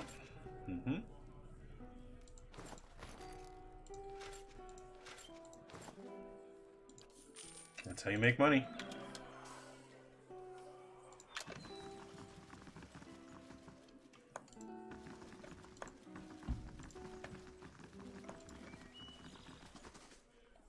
That monk is super high. Traveler. Look how high this monk is. This room needs a proper door. My brothers and I rented this place that we may have some measure of privacy in this foreign land. Perhaps you could find another room here in the inn. I've met another monk in robes like your own. He died of his wounds right as I found him. His eyes widen, his fists curl in a crackling barrage of popping joints. Robes like ours, you say. Was he carrying anything? Did he tell you anything? Hand you anything? Please, we've been waiting for another of our order to meet us here. And if you found him, he gave me this missive. Hand me that. I mean, please, this is of great importance. Breaking the seal, the monk unrolls the handwritten scroll contained within. He quickly reads the message, his lips breathlessly mounting the text. Turns to address his brothers. My brethren, the arch-martyr has sent word. At long last, we now have what we need. Thank you, stranger, the monk says, folding his hands in front of him as he bows deeply. Your honest soul is to be applauded. I admit I was surprised when you handed me the message. I expected the seals to be broken. Hey, good for us. We were good guys, didn't open it. The monk turns red, his face smiling for the first time. I'm glad to see common decency is not yet lost from this world. Here, your honesty must be rewarded. Thanks.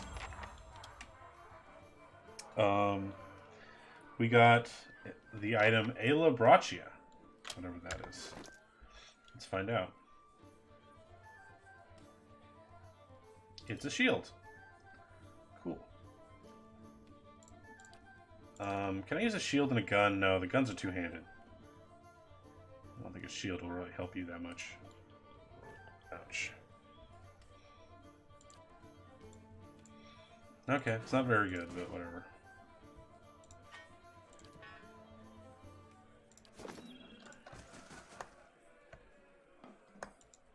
But hey, we completed a task, am I right? Get good experience from it.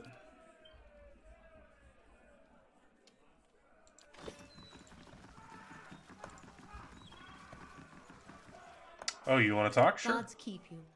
Slender woman in dusty leathers. I like it. Locks eyes on you. It's good to see someone from more civilized lands around here. Her unkempt hair sprouts in wavy black tufts, despite the fine features that sculpt her face. Cleft chin completes her boyish appearance. I'm learning firsthand the many shortcomings of Glenfathan hospitality. I can almost forgive the hostility toward outsiders with the temperate taverns and these watered-down drinks inexcusable. I hope I don't seem too forward, but I need to help my friends, and you look like the right person for the job. Which is to say, you're not Glenfathan, making you the closest thing I've got to an ally. What a big racist. And allies, well, they help each other, don't they? What do you need? My friends have drawn some unwanted attention. Glenfathan scouts, and not just any mob of local zealots, the Fangs. The Fangs are a brutal, relentless bunch, eager to make an example of troublesome outsiders. As for why I need help, I need someone to warn the expedition that trouble is coming. And I need someone ready to fight if it comes to that. With any luck, we'll reach my friends before the Fangs do, but if not, the Fangs have a reputation to uphold, so this might require spilling blood. That's not great. What did your friends do? Just setting foot in near Glenfath is a good way to offend the tribes. I don't know how they picked up our trail. I suspect one of our newer scouts didn't cover his tracks well enough. When I spotted the Fangs, they were retracing a path the expedition had taken days before. Tell me about the expedition. I like to think we're on a mission of reclamation. Swyneth darts a shrewd smile. It is said that our armies left behind many valuables in their hasty retreat from Glenfath at the end of the War of Black Trees. So the way I see it, we're simply gathering up what our ancestors left behind. I doubt the Glenfathans agree with me on this. My expedition set out from Defiance Bay, heading directly east across to Glenfathan lands. I split off once we arrived at the Bale, the natural frontier between our nations. The plan was for me to keep my eyes on the Glenfathans while the main group scoured the target area. For days we eluded them, but the Fangs got wise to our presence. Why aren't you with the rest of your friends? Why not warn them yourself? It was my turn to handle far patrol. I spotted the Fangs on my trek back to camp. I knew that rejoining the main group would risk leading the enemy right back to the expedition. I know the woods and I know how to stay quiet, but I didn't like to stake my friends' lives on my ability to sneak past expert hunters like the Fangs.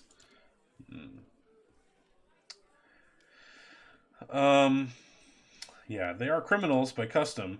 You'll forgive me if I'm not sympathetic with face painters. Oh man, what a big racist. I'll help, fine. Assuming the Fangs didn't already get them, my friends should now be on or around the Pilgrim's Trail in the North Weald. The plan was to camp along a trail leading to a temple of Halea. Cool. Find my comrades. Warn them the Fangs are coming and help them clear out the forest.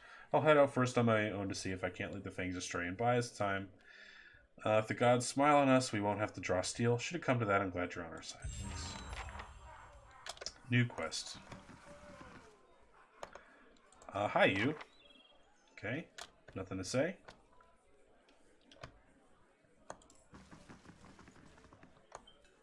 I've got this. It's done.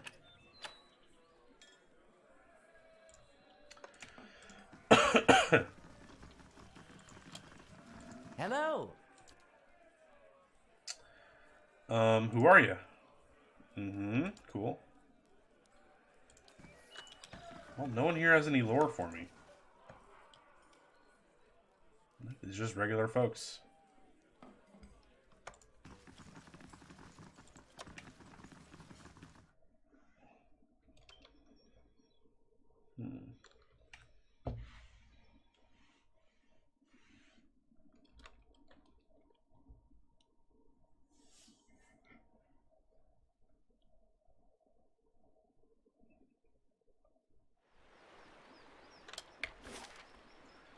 I need help. Elms Reach District, Old Song. I can try here, see if anyone had any info for me. I doubt it, though.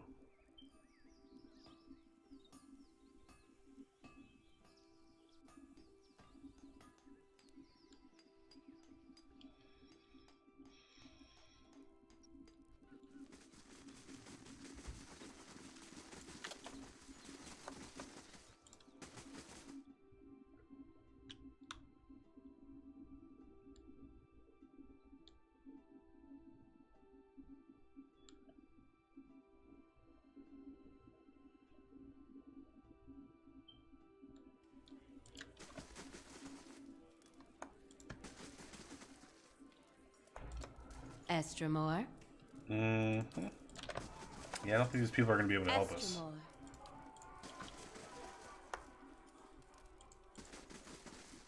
Many blessings, traveler. Cool capes.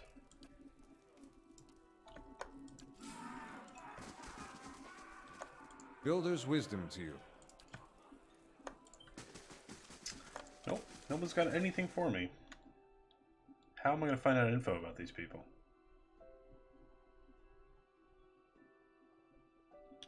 Maybe if I go back to the Golden Grove. They seem to have some info.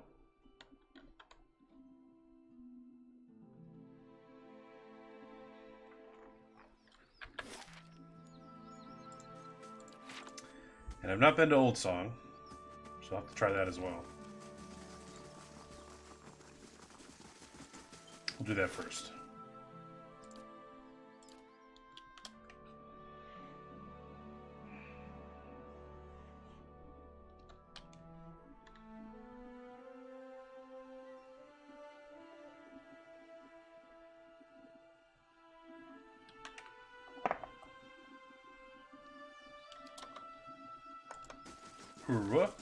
Many blessings, traveler.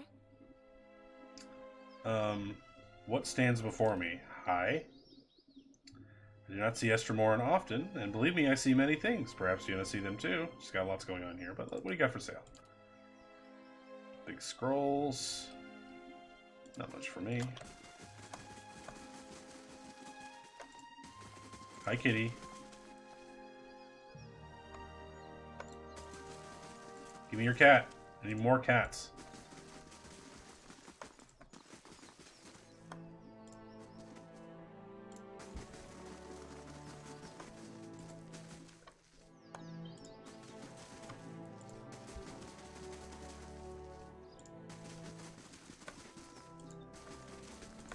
It's a cool area.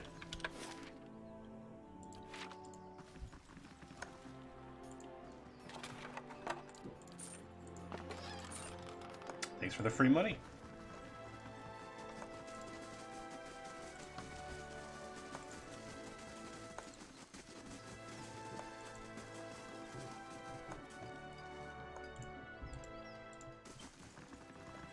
Where would this take me? Dorval, what's up? What brings you here?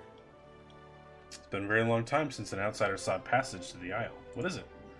Sacred place, for it sits upon the great works of the builders. There by our ancestors, all our Anamfaths are laid to rest. If you go there, my friend, it is not a place where the living walk. It's dangerous. Those that bring to the island return the same way, or else not at all. It is home only to the dead. Spirits, shades of the builders remain and watch over our Anamfatha. They are bound to the island and protected for your sake. Gotta go. Yeah, we're not quite ready to go there.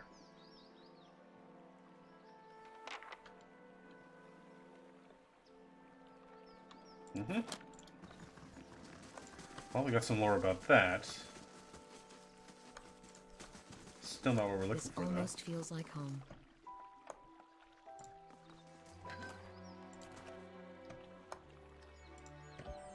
Anything else before we go inside? Oh my god. Hi. No, I wanted to see that. That was weird.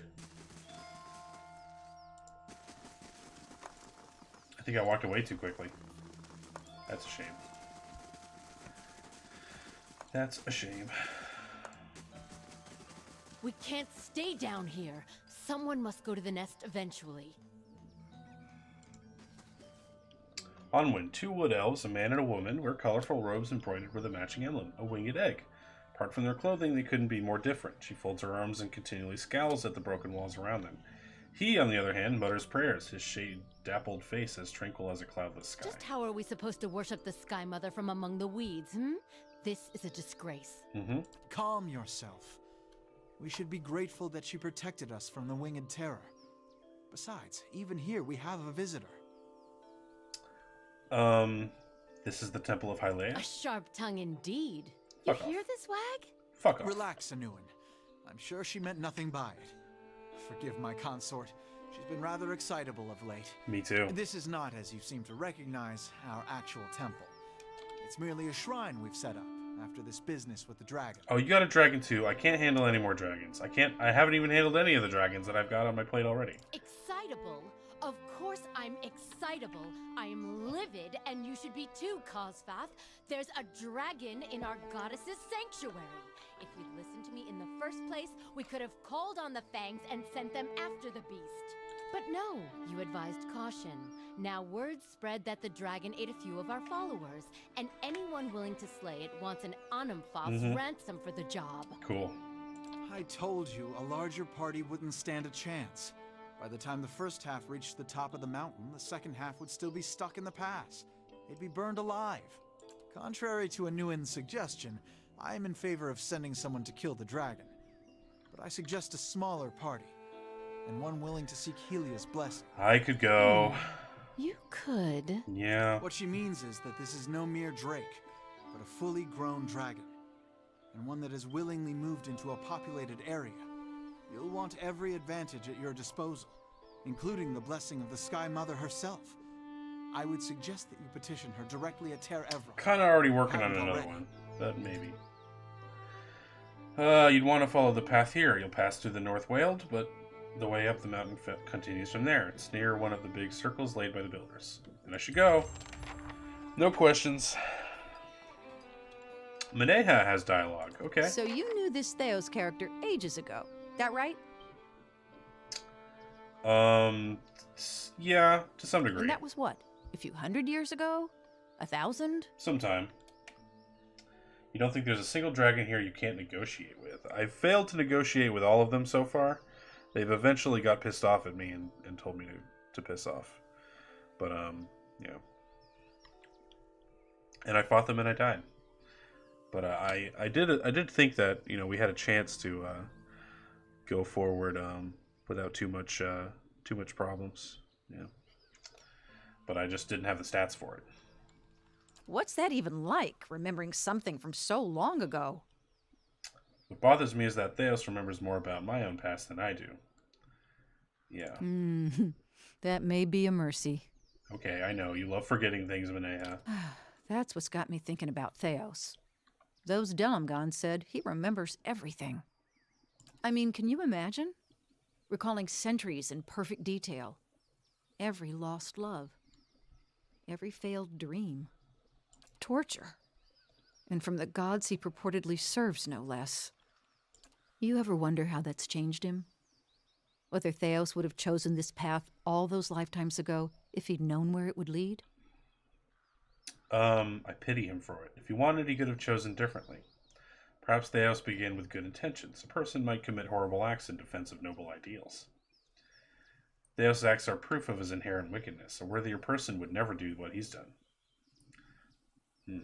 I pity him for it. Me too. Yeah. Though I'm surprised you have any sympathy for him. He's made this life, and who knows how many others, difficult for you. It's like you said, time and trials can change a person. Hating him changes nothing. I've done things I'm not proud of. I can only hope others would be as merciful with me. That's true. An existence like Theos must be lonely. That would be punishment enough. Yeah, that one. I know the feeling. I know you do. I'm not defending Theos. But I remember what it was like to carry a burden you can't put down. There's a pale blue scar where the broken bottle cut her. Which makes me wonder why he's doing it. Those Delamgon mentioned a charge from the gods. Lady Webb told you he was allied with Woodica. You weren't with us when that happened, but okay. What sort of aid would a god ask of a mortal? Well, Andra asked for my help to stop the Eyeless after we convinced her that's what had to happen. Fair point. That's right. I guess we better move on if we mean to find out. Something to ask you? How have you been since the Solwell? I know that look. You're worried I've lost more than a few bad dreams. It's strange knowing my life's been shaped by something I don't remember. But I finally feel like I can look forward instead of back. Now I have to figure out what I'm looking forward to. She casts a sly glance at Pallegina. Excuse me? Okay, what's your thing with Pallegina? She's just so earnest, and I've always had a thing for women in armor. Nice! The accent doesn't hurt either. Okay, cool. Yeah, that's all for now. Alright, We'll try to encourage that romance as much as we can. Get you some, Manea. Get you some.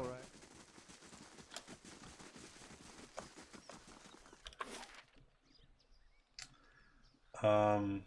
It's Old Songs Past. Let's go to Noonfrost. Probably not going to play for too much longer this morning, my friends.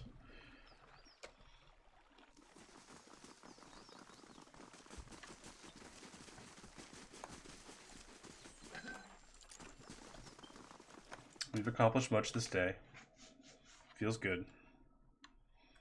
I am kind of on a march to end this game. I'm going to be doing fewer and fewer side quests as we go. Just because it's been so long. And I'm ready to move on to the next thing. But yeah, that's where we're at. I'll try not to skip too many things. If it's on my way to something else, I'll usually do it. Vezgul. Pale elf searches you with ice blue eyes. She shifts and knits her fingers together. Welcome to Noonfrost. Most of the temple is currently closed for sacred ceremonies to Rimgrand. The shrine is to your right. You're welcome to make your offerings to Rimgrand there, but the rest of the temple is off limits. Why is it closed? As I said, we're in the middle of sacred ceremonies. They're rather complex, and we don't permit outsiders to witness them. Others of my clan get rather touchy about them, which is why you should visit the shrine and take your leave.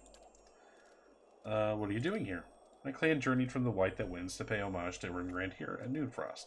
We learned that this place had been abandoned for years, and we felt it our duty to tend to one of our god's oldest temples.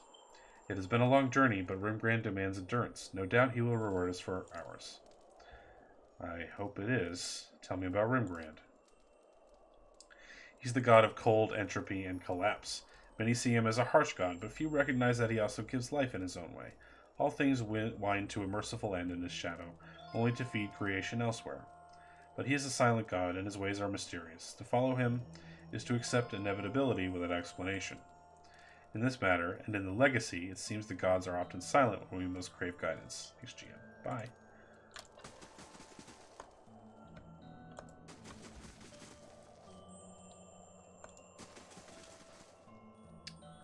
Uh-huh.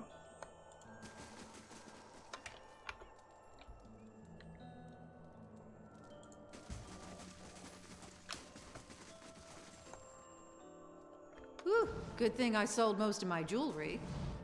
I've got this. It's done. They're gonna get mad if they see me back here? Probably. Whoa, that's a yes. Yep, they're not a big fan of that. Not a big fan at all. Well, I'm still loreless. That makes me sad.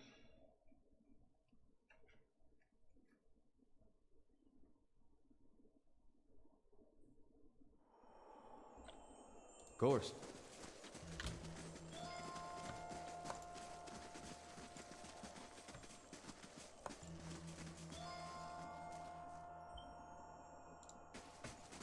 This is the shrine? It's frozen solid, trapping a small fish from the lake underneath the temple. Huh. Refracted light damples the icy mirror behind the statue.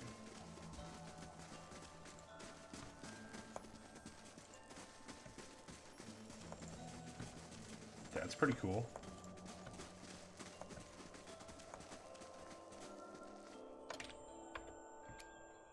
Can we steal some really good shit? Let's see this stubborn bastard. It's done. We got a key, a blue crystal key. Okay, I'll take it. They shall see nothing while I see much. Thanks for the host, Kareem. How you doing today? Hope you're well.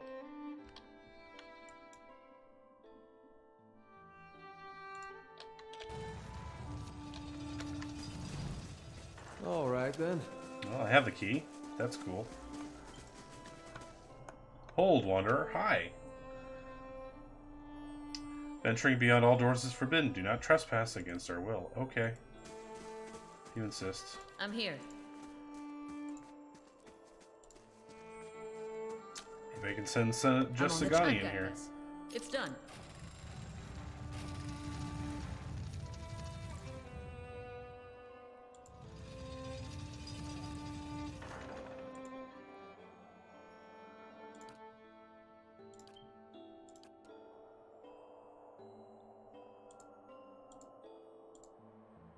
Don't follow me. No, don't follow me.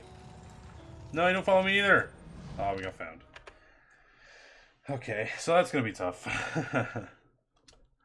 This is Metal Gear Solid now. There's no real reason for me to come back here right now, so I won't. Just testing my boundaries is all. Hey.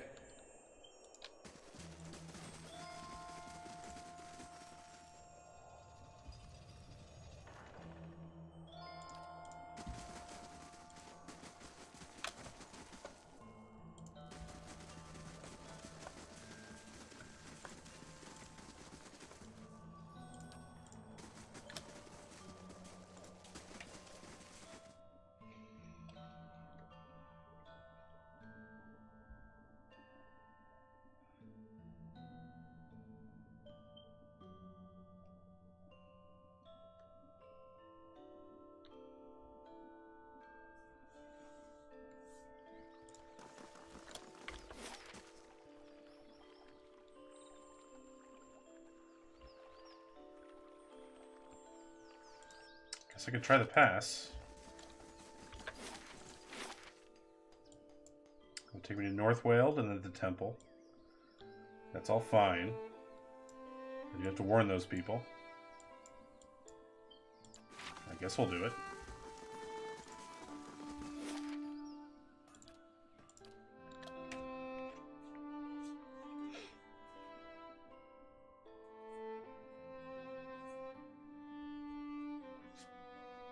Although he said I should get her blessing before coming up there.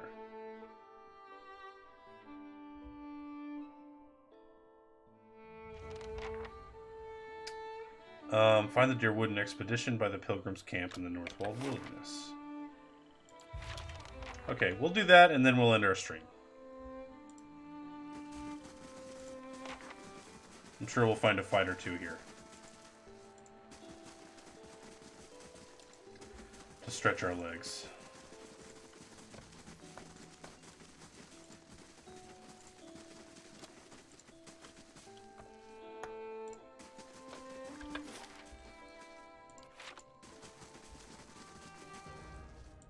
Found a bear. Hey. Die, bear. 69, nice.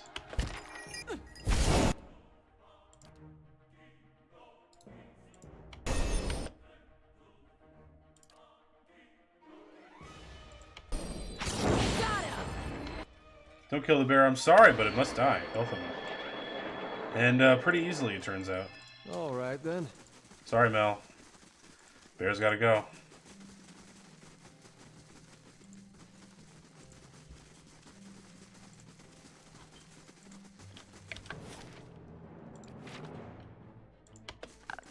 Hey.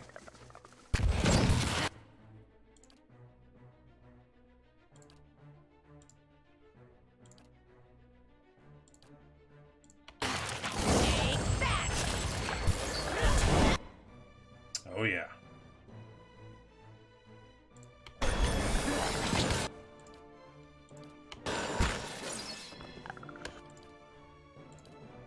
She must be dominated. She is. That's fine.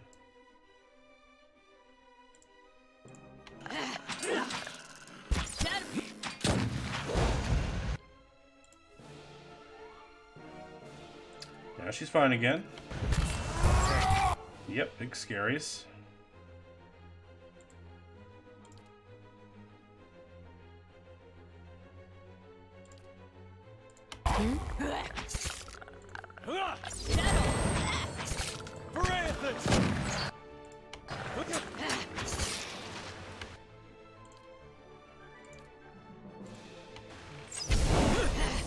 Down they go. That's such a good move. My mind feels... Varanthus!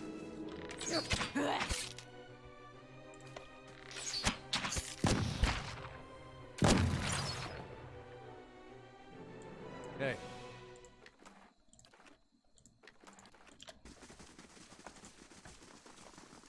What is that? Nice.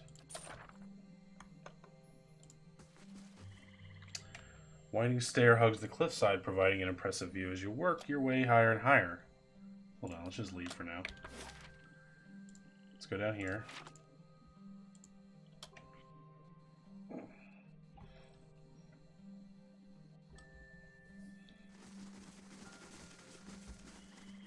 Skip this place to start. Don't want to leave it to last and find out it's where I had to go to finish this mission.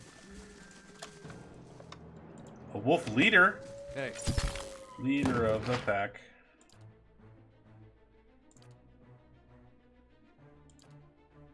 Your thoughts must flow deeply indeed.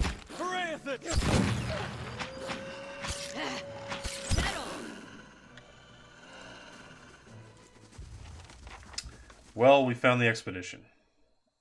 There's a dead guy. Arrows crude and fletched with bright arrows protrude from the corpse.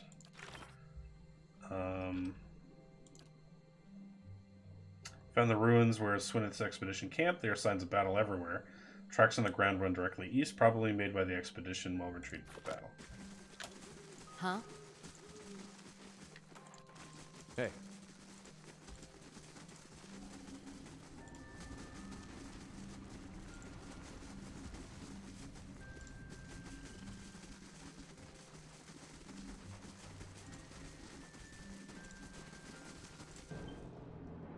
You're a big boy.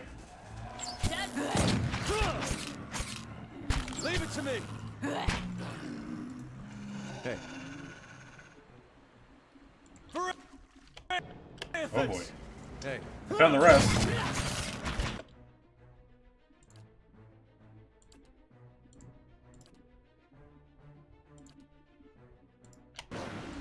Hey.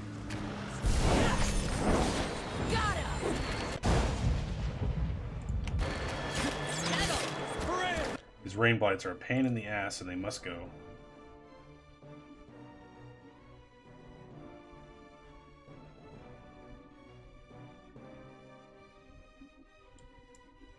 Hey.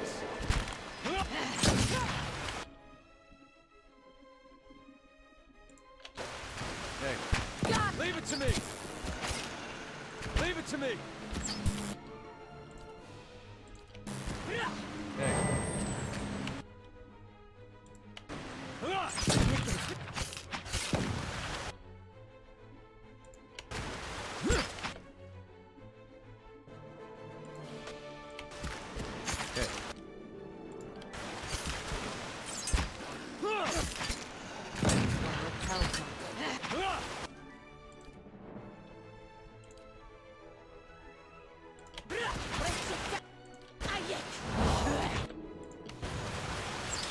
Shot with this.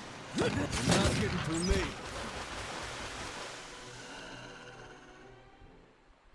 Stormcaller is leveled up. Got work against the elements. That's awesome. Great. That's actually really helpful for some of these random story encounters. Kill 5 Kith druids with Stormcaller. Kill 25 enemies with Stormcaller. Nice. Hey. All right, then.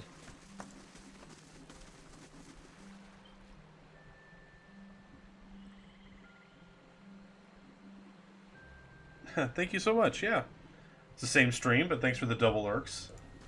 What is happening here? Stelgar once. Similar outcome. Fjorm, beneath the raging waterfall, the corpse of an elven Glenfathan hunter lies shattered against the rocks. Broken bones protrude from its skin, but you also notice deep parallel cuts in the rotting flesh. The slashes trace almost every part of the body as if it had been ravaged by a dozen blades. This man probably died before his fall from the cliffs above. You touch the dead elf's forehead, droplets of water glistening down its purple surface. You feel a sudden jolt from the hunter's lingering essence. The world around you fades away. You're walking among the underbrush without making a sound. Moonlight catches sight of your arms, shining them pale, but you quickly dart again into the shadows of the giant trees of the Northweald. Your blood brother is not so deft as you expected. Look at him, frail, unaware. He doesn't deserve to share the glory of this hunt. It's been countless seasons since a Stelgar like this one, twice the size of its lesser kin, has roamed the forest near Twin Helms. Arthwin fell for the trick. You almost feel pity for him, but you've convinced yourself that he's only get in the way once killing begins. Here's my kitty. You'll be safer by the river, expecting that we'll flank the Stelgar when it comes out to drink. But this kill will only be yours. The Stelgar is larger than you imagine.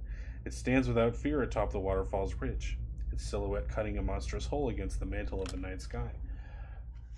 A beast of legend, a true hunter. Your hand tightens around the shaft of your father's spear. The weight feels balanced just right. As you prepare the throw, you put everything into it. The spear flies true and hits its mark. The Stelgar didn't even hear a sound. Its blood spills bright on the rocks, yet it stands unfazed. The beast pounces. Moonlight shines over its great fangs. Your hands draw your blades without a second thought. As you lunge forward to meet this monster, it's fast. It's ripping your flesh apart. You stab at the darkness engulfing you, deep again and again, but there's no slowing its embrace. You died pretty hard, man. Shh. Sorry to say.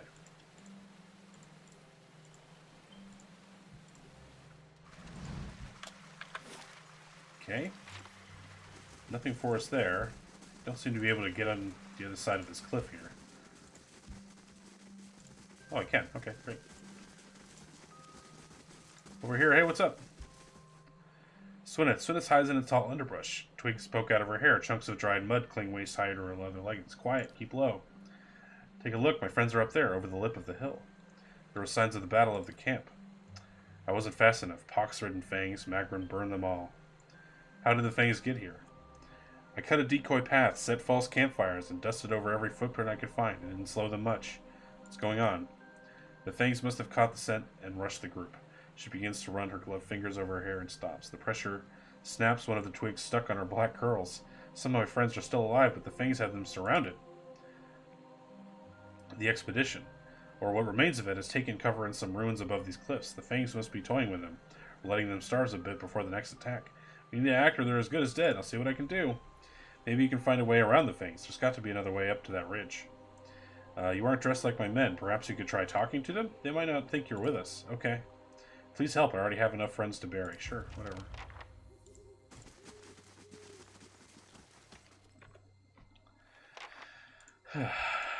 Let's do it.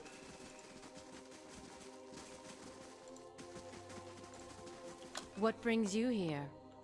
An elven woman stands beside a stag, petting the great beast on its neck. As you approach, the animal jerks its head in your direction and rears up. Stillness. Easy now. No need to fight. Yet. More foreigners, more unclean feet trampling on our lands, more blood to feed the trees. You should not be here, Estermore. If you are here in our lands, it is either to steal from us or to aid those who would. Dear wooden mercenaries, looters, can you hear their panicked whispers? Leave this place at once, or we'll kill you when we finish with these Estermorn. I am a friend of Erglanfath. Do you speak truth, foreigner? If you were indeed a friend, you would respect our lands and not defile our sacred soil with your trespass. The woman clenches her jaw. Its muscles quiver under the pressure until suddenly calm returns to her expression. If you have no bonds of kin or kith with the looters, I will give you a chance to prove it. The invaders must be purged from our lands. Prove your worth and we will believe your words. Tell me about the mercenaries. Raiders, looters, same as all the other Dyrwoodens thieves that pillage our lands. We tracked the Dyrwoodens from their first steps beyond the Great River and waited for them to err. They always do. We claimed half their pack in their first assault. The cowards that ran now huddle in the north. When the wind turns, you will smell their fear. If they surrender, will you let them live? Softness such as yours will not bring them to heel. Their greed knows no bounds. Their memory honors no history. What use have we of prisoners? What example do we set to others by letting them live? Why would we forgive? Because you soar where they crawl. The fangs deserve better foes than these wounded animals. Send them home with grave warnings for their kin. Sure. Blood was spilled and life sprouts from a soaked ground. Sure. She looks at you with a cold glare, mutters a curse under her breath, and sheathes her blade. We will let the raiders return headless. Their leader must pay for the crimes. Only then will the rest go free. Go, deliver my message before I see the folly in this decision. Do you wish the leader dead? We wish the leader to be example to others. Sever his head, his freedom, or his family, whichever will best warn others not to trespass into our lands. Interesting.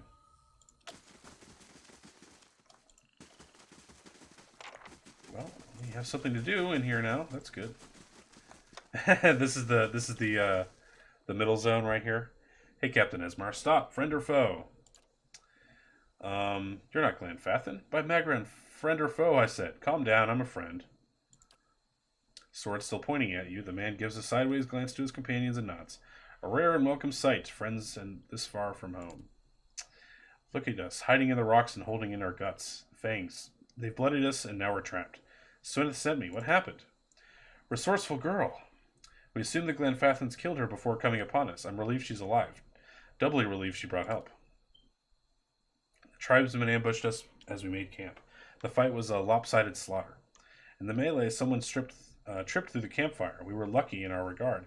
The stench of burning flesh and the choking smoke obscured the scene, and a few of us managed to withdraw. We ran to these ruins to regroup, but now we're trapped. The Face Panthers are just south of our position, I know that, and they have us cornered. No doubt they're happy to let us starve while they rest and rebuild their strength before attacking anew. Seems this is where we'll be making our last stand. I convinced the stand to let you go, but you must bear the punishment for trespassing and be taken prisoner. Unless you didn't lose your locket in the scuffle. That's kind of interesting. Yeah, I guess I'll go with this one. Well, if anyone could have, I suppose it would be you, but... Prisoner? That's the only way to save my men. I'll endure it, but who's prisoner? I have room in my stronghold to take you on as prisoner. You will be treated well. Yeah, true. You will hold me prisoner, and that will satisfy them? So be it. I'm more willing to be held hostage if it means we all get home safe. I'm sure you will have to keep me as proper captive to honor the arrangement, but I understand. It's far better than being the Fang's prisoner. Great. Yeah, we set up our dungeon not long ago, so that kind of frees us up nicely. It promised that we were going to be able to imprison people, but this is the first one we've actually done.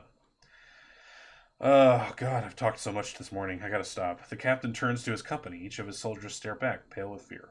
New orders. You are to fall back. The expedition is over. Stow your gear and make for Defiance Bay at once.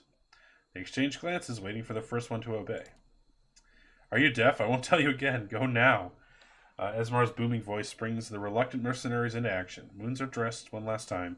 Camping gear is secured, and within minutes the men set off on their march, nodding at their leader in acknowledgement as they pass. Cool. We did it. Quest updated. Return to Swyneth. Very nice. This group is left as well.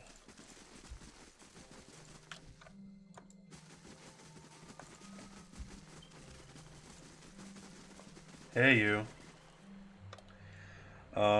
You did it. Her dimples frame a beaming smile. We'll be chanting your name back in the gift. Everyone will know what you've done for us, I promise. Thanks. I realize Esmar will need to be your prisoner if we are to honor the agreement. An odd arrangement, but I'll save the expedition. It'll save the expedition. I have talked way too much today. Besides, I'm sure your dungeon is far more enjoyable than whatever the Fangs do with their prisoners, sure. But you're the type to deserve more than just praise. Coin? Weaponry? Or if nothing tangible suits your fancy, I'd gladly share my skills with you. Okay, that's interesting. Weapons are interesting, but I kind of like skills. I was hoping you'd say that. She removes the gloves from her hands, sewing them in her back pocket. When you spend as much time as I do in the ruins, you learn to strike first, and to strike without warning. The key, she holds her S-stock out in front of her, its blade parallel to the ground. The key is efficiency of movement. Star Platinum was granted Dungeon Delver. Nice. She walks you through several footwork drills that focus on quiet footfalls and measured breathing. Place all your weight on the final step when you're ready to strike. She yells for emphasis as she demonstrates a swift, silent lunge. I think you've got the grasp of it. I'm honored I could teach you something new. Thanks. Awesome. Tons of experience. Watch as Swyneth disappear into the thick foliage. He turns to face you. I'm ready, I think. He unwraps the locket from his hand and ties it around his neck. At least some of my men are leaving your Glenfath alive. True enough. Big quest completion. Good times. So, what did you just get? Dungeon Delver. Passive. 0.1 to crit damage multiplier. +1 stealth, +1 mechanics. Doesn't help me at all, but whatever. We got the thing. Hey. It's fine. It's fine. Okay, I think that's a good spot to end for the day. We have played many, many video games this morning. I think we can just go ahead and end it right now.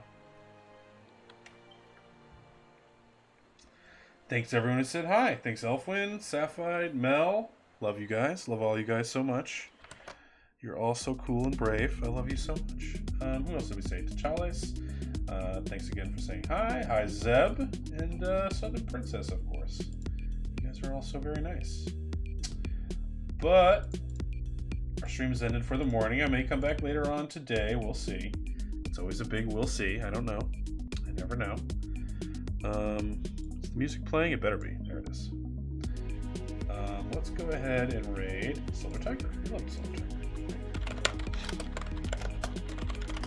Alright guys, we'll see you on the other side. Have a good rest of your day and goodbye. So long.